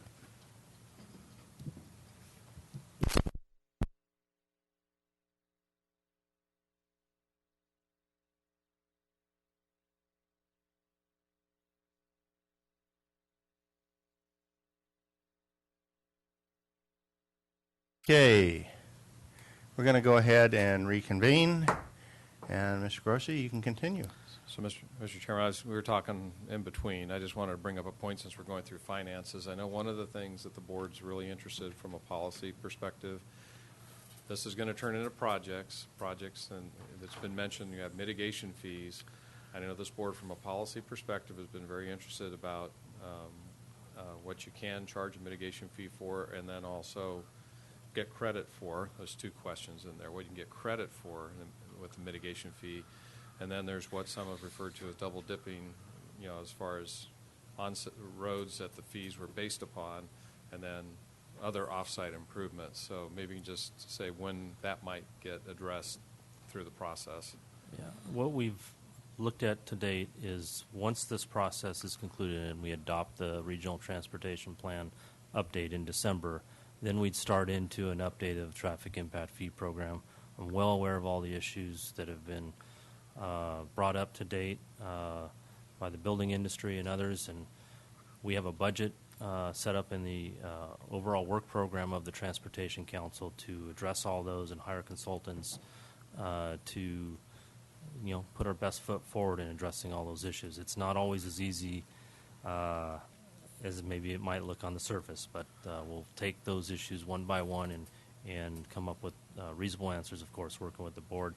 In the past, the TCTC has kind of been the lead on a fee program update, and then we pass it to the City Council and the Board of Supervisors to update. So that's the process I would envision. Again, of course, working through your representatives on the TCTC as well as your representatives on the technical advisory committees. Okay, the next slide I just wanted, we brought into the program or this presentation mainly after a few comments that came up at our Board of Supervisors Transportation Committee meeting about greenhouse gas emissions, climate change, and the like, and how do we achieve those reductions that the governor and the legislator have kind of set as goals. And first I wanted to show this chart, and all this information I got from the ARB. There, we'll back up just there. Right here is 2000, where we were on greenhouse gas emissions. It's kind of fluctuated and began a downward trend, projecting out to where they need to be is 1990 levels by the year 2020. That's AB 32. We seem to be on our way to getting there. The EIR will show that we can achieve that with this RTP, and I believe the general plan will likewise show it. The next bar that we have to meet is 40% below 1990 levels by 2030, and then that's about a 5% reduction per year, and then 80% below 1990 levels by 2050. And I think the general comment was, well, there's a couple different general comments, but the main comment was, how do we achieve that? So I went looking for information. Alex, if you can go forward. And I found this presentation by the Air Resources Board. It's their vision program. It was presented on October 27th last year, 2015. Next slide, please. And it presented a couple different scenarios. The vision results, scenario one is basically all modes of transportation meeting the updated CAFE standards for emissions on vehicles, combined with what we call SB 375 initiatives, whereby you're linking transportation, you're making land use in more confined areas with higher densities near transit stops and the like, and robust improvements within those infill areas. Alternative two is gets more at very aggressive modes of transportation, carpooling, tolling of roads, things that we don't practice up here in Tuolumne County. You see them in urban areas growing more and more, that encourages people to mode shift out of their vehicles into transit, walking or bicycles. That's a behavior change.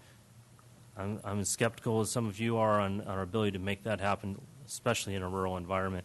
And then third, I'm going to talk about in just a minute. Alex, if you can just go forward. Okay, here's the target right down here for 2050. Here's 2020, and we're right about here right now. This is alternative one. This is where you coordinate your land uses with your transportation planning, and you implement projects that, with the funding that we have, consistent with the cap and trade program.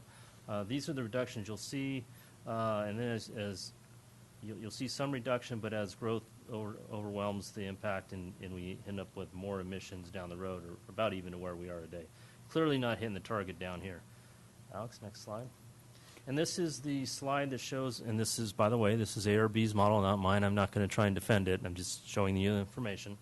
If we do a lot of congestion pricing, tolling, encourage people to carpool, ride their bikes, walk to work, and the like, again, you get a better result in greenhouse gas emissions reductions, still way far from achieving the reduction desired.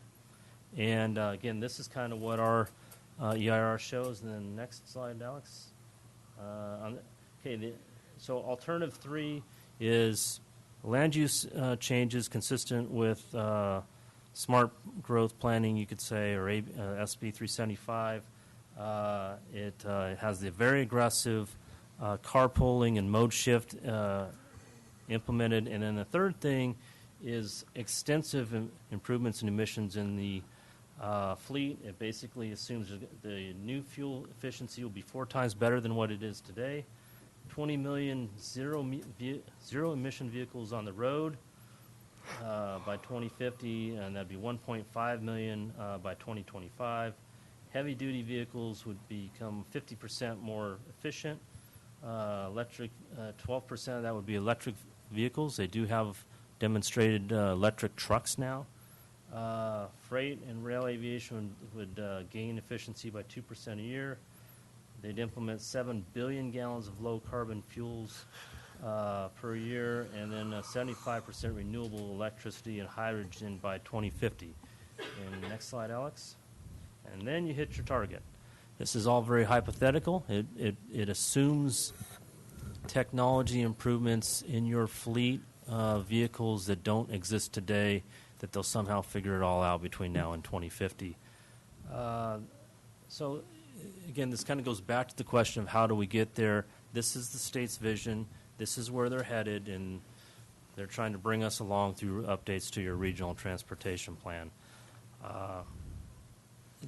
Then the second question I think that came up, I'm getting a look from Randy, was what happens if rimfire breaks out all over again, and what happens? That's kind of an exception to the rule. It's not really figured into any of these kind of analysis. Yeah, but here's the point of that question, is that it's not what if rimfire breaks out all over again, okay? Because these things are statewide. We're going to have a rimfire, at least one every year, or something that's an 80%, 85% of a rimfire every year. Some years we'll have 120% of a rimfire, okay? And we'll have multiple rimfires. The point is how much investment and cost to our business sector and all of that stuff is investing in those technologies. What's the cost of doing that?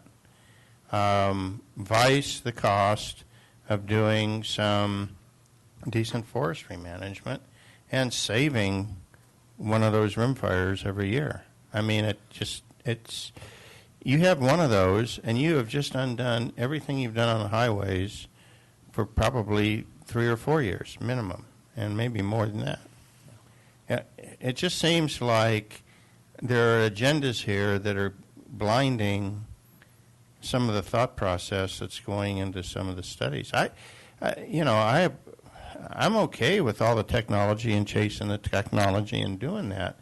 But while we're doing that, let's not undo the good work that we're trying to do by not addressing the thing that's contributing a huge amount of the pollutants into our atmosphere. You know, I can't speak for ARB, and I couldn't agree with you more on your comments. I do know, in looking at some of their list of projects, they have a new interactive map showing where they're spending those cap and trade dollars, and they spend about $750,000 in 1 year, maybe 2, in our local forest, and they spend it in other forests.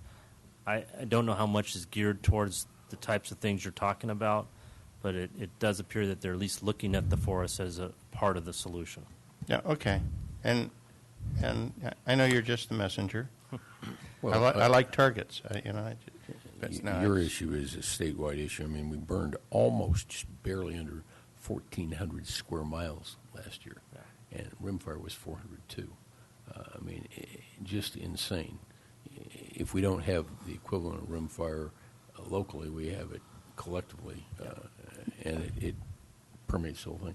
I'm worried about a number of things here. Not only the idea of betting on the come on phantom technology. Well, I mean, look, you got to push technology. I don't have a problem with that. We always got to push technology with goals, but putting them hard and fast. And if they don't come, they don't come. You just don't legislate technological achievement, particularly when it requires a quantum breakthrough, and I think in some of these cases it does. But the urban versus the rural is a huge issue for me. I mean, urban, there is a possibility of getting a lot of people cars into pneumatic tubes or something. I don't know.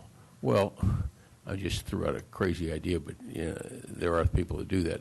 So you could do that, but you can't do that in this rural environment. The other one is I'm curious if there's a way to do an analysis on infill projects in our county. What an infill project, I'll pick on the Lemke project, which is an infill project here in close to Sonora in the county, but close to Sonora. I mean, what would that say versus building 18 units, 19 units on 5-acre parcels 6-8 miles away? What kind of impact does that have, and what kind of things should we be changing in our whole general plan concept to encourage that? Because I think it all ties together, and so I'm kind of curious how we can do what we can do. I really question whether we can get to the numbers. Someone else is going to have to overachieve for us to get on the average to where we want to be, I think. Yeah, just a couple comments on, you made a lot of points, and I just want to say that starting off with, we're assuming a lot of other people are going to overachieve. Yes, that's exactly right. To achieve that reduction, we cannot do it on ourselves or by ourselves. This regional transportation plan, through the EIR, you'll see it demonstrates we can comply with the air quality standards through 2020, but after that we don't comply, and there will be an overriding consideration because we don't control the fleet of the vehicles that are emitting the gases. We just can't get there to this level. So we won't achieve that, and that's an overriding consideration. And then I'm sorry, I just kind of lost my train of thought there. Yeah. Well, I think any and all ideas are going to be looked at as we go through this process. And we have to have the overachiever. We have to have the cities do better. It's just the way it is. We don't have enough footpaths or enough people to make a difference. So it'll sort itself out like most stuff does. And we're not going to be able specific because at 2040, I don't think I'm going to be here. I'm just guessing, but I don't think I will be. Well, I'd like to be, but I don't think I'll be in very good shape at 2040. We'll visit you and wherever. So when you're here, I hope you guys have come up with something that really works. I'm not going to be here in 2040 either, probably. I think that this is a good look at it. It's not a Tuolumne County look at it. It's obviously a state. Yeah. My real concern, again, is that I like being a leader. I like to be out in front. I lead, come on, follow me, and all this other stuff. But if we get too far, every now and then when you're out there in front, you need to turn around and look behind you and make sure that there's somebody following you, okay? Otherwise, you're just going to get shot. And I worry about that. I worry about that on two levels. One, I think the United States as a nation is doing some things that, although admirable, we're not insisting that other major players come along with us on the same timetable. All we're doing is killing ourselves business-wise. And within the United States, I think that California is doing the same thing on a state to national level that the United States is doing on a national to international level. That's all well and good, but again, you got to turn around every now and then and make sure somebody's following you, or you're just exposed. And where that exposure is going to hit us is in our pocketbook, in businesses, in jobs, all of that stuff. And we've already seen it. People like to complain about the companies that move their jobs overseas. There's a reason they're moving them overseas. A lot of people said decades ago, if you go down this path, you're going to drive jobs overseas.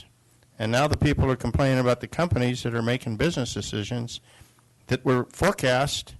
I mean, they have to make those business decisions. They don't have a choice. And so I just worry, this is admirable, and I'm all for it, but we don't control the emissions of every car that comes into Tuolumne County, and I'm not really one to advocate putting a gate on the roads in the county and, doing exhaust emissions. It wouldn't work anyway I know. because the source term for most of the pollution that arrives in this county is outside the county. Yeah, and if I can kind of circle back to some of your comments, Randy, I caught back up with me. I think you made the point of urban versus rural, and that this is all well and good in many of the urban areas, but doesn't necessarily work in rurals. And I think that's why you see so much of the cap and trade funds being spent in those urban areas, not in Tuolumne County. We're not getting the return on investment or our fair share. I'd love to be given the shot. Here's a substantial amount of money. Show us a plan that reduces greenhouse gas emissions. We don't get that shot. The state decides who gets the shot. And that's why we've kind of taken a position on SBX 11 and AB 126. I think that should be AX. Advocating that we get those cap and trade dollars, at least on a fair share basis, on a 50% level, and give us a chance to reduce greenhouse gas emissions and go ahead and use the rest of it as the state deems fit. Having said that, you did mention Lemke's project. This letter also that the TCTC adopted as a position asks for an exemption for counties under 100,000 from SB 743, which is a secret reform on VMT reductions for how you analyze it under CEQA. You cited a specific study that would be nice to have on an infill development versus one that's further out of town. That's exactly the lack of data that is in the system right now, and that's why we're opposed to SB 743.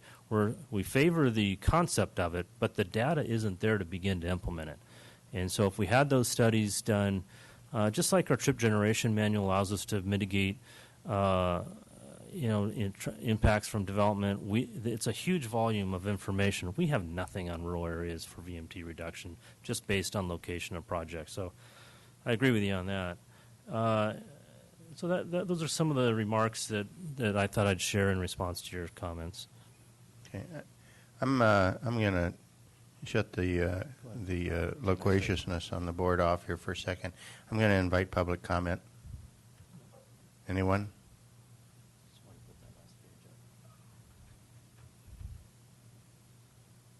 Yes, no? Oh, okay. Not seeing any public comment, I'll turn the tap back on loquaciousness on the board. Supervisor Gray, you haven't had a chance yet. Basic question, you're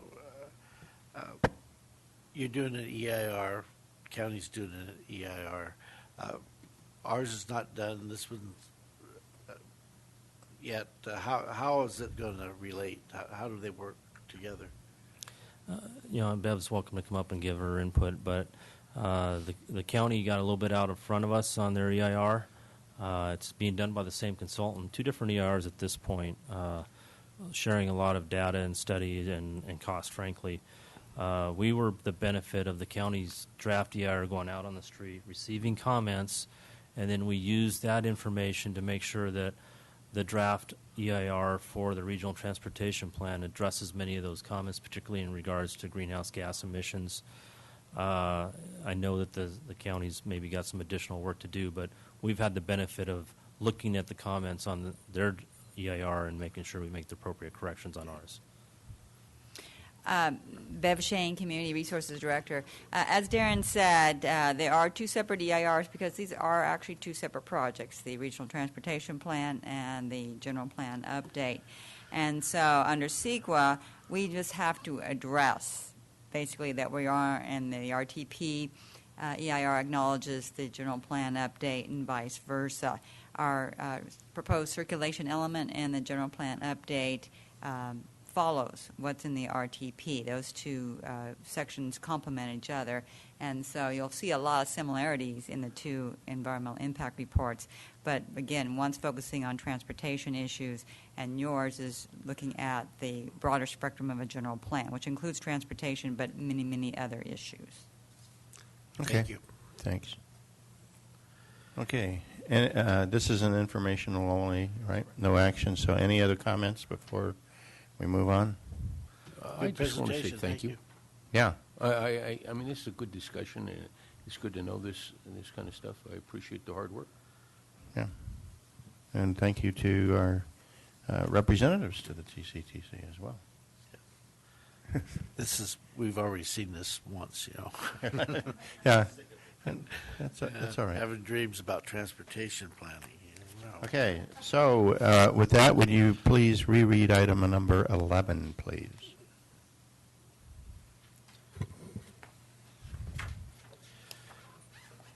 Reconsideration of approving correspondence regarding the Mammoth Base land exchange proposed action. Good afternoon. Hi, Liz. Hi. So just to reiterate, we are talking about a land exchange, 30 acres or so of Forest Service land that would be absorbed by the Mammoth Main Lodge Redevelopment LLC in exchange for about 1,300 acres of national forest land. Nope, other way around. I'm sorry. 30 acres of national forest land for 1,300 private acres. 900, a little over 900 of which are in Tuolumne County, owned by Sierra Pacific Industries. So, as requested, the amount of the amount of property tax that Tuolumne County receives from these 4 parcels is $146.98. Okay. So once again, So a transfer of this property is not going to be a big hit. Big hit on the tax end of it. That's true. But it does take private land, put it into federal holding, and in my view, just gets mismanaged. It's an issue for me. And I understand, but that we also get back to the property rights issue. I agree. I agree. Sierra Pacific has a right to do with their property, I feel, is what, and if we're not going to lose a great deal of funds on it, it would seem to me that from the business aspect, we would want to support that transfer. And I would like the letter rewritten or I would propose that we rewrite the letter to state something that we are opposed in principle to increasing federal land holdings in Tuolumne County. But we are also supportive of the personal property rights of Sierra Pacific. So we could do it any way we want, but I would like to just take no position on it. Okay. I'd just make those 2 comments. Yeah. Okay. And leave it at that.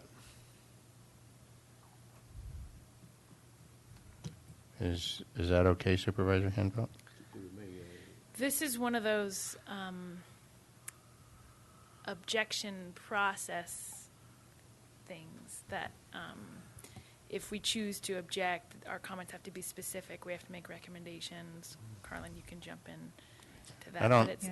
But I'm not going to object. I mean, I can't vote to object when a landowner wants to sell his property. Okay.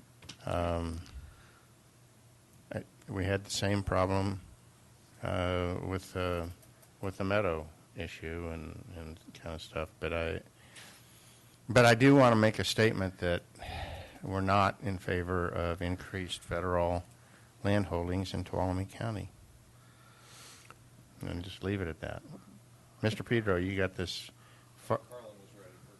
Yes. I hit the button first. Okay. So I want to go first. Well, before you talk, could I add one thing? Because I want your response to it. Okay. And that is, on Ackerson Meadow, and just like this one, I think that they need to do a NEPA analysis on what happens to this land and the change in things and the socioeconomic aspects of it, too. Ackerson's more important than this one, but that's just a... Well, where the process is right now is this is the scoping aspect. They're going to be doing a NEPA document.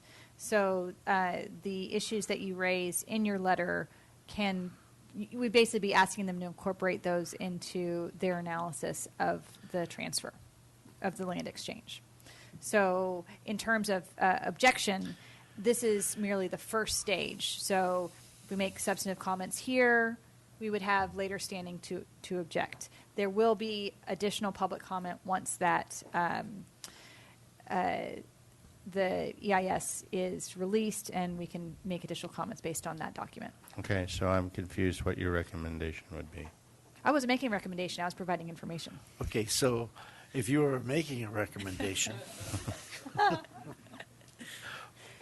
What I'm trying to say is this is not the last opportunity you will have to make comments on this project. Okay, so Even if we, these suggestions or comments would qualify us to continue in the process. Correct. Okay. That's the important thing. so if we just simply stated that on principle we're opposed to additional federal land ownership in Tuolumne County, and on principle we are supportive of personal property rights in terms of property owner having the right to dispense with their land as they see fit, and left it at that, we would be okay? I wouldn't really call that substantive comments. I wouldn't make an opinion, but you haven't actually made a direct comment on this specific project. what about if we made a comment such as it seems unreasonable to give up 900 acres for 37 acres, or 1,300 acres for 37? Well, 900 are in Tuolumne County. Whatever the number Yeah. is, okay? Is that substantive? I think that would be clear. Also, Supervisor Hanvelt's comments regarding that we would request that the EIS evaluate the management of those 900 acres under federal control versus private control. We can always ask that. Okay. Okay, Mr. Chair, I was just going to make the point that if you'd like, you have one more meeting before you'd have to make the comments, and then we could try to tool the language. Bring it back. And bring it back. And you Yeah. have all five of you here. Okay. We good?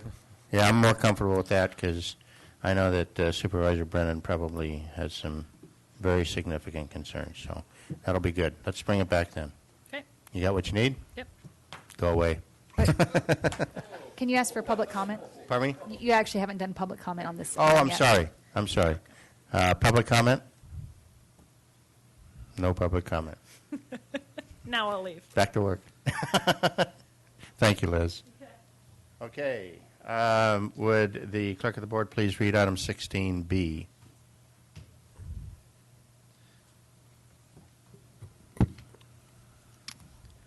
This is a closed session, conference with legal counsel, existing litigation, authority, government code section 549569D1.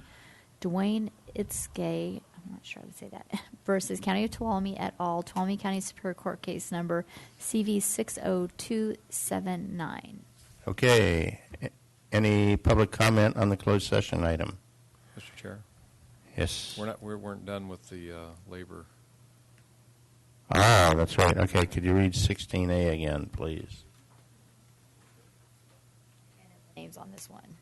Closed session, conference with legal counsel, conference with labor negotiators, Craig Pedro and Ann Fremd, authority, government code section 54957.6, all bargaining units. What would I do without all the help? Any public comment on 16A? Okay. No report on 16A, report out on 16B. Yes. Okay. That we will be back to report out on 16B when we are done with closed session. We're going into closed session at this time.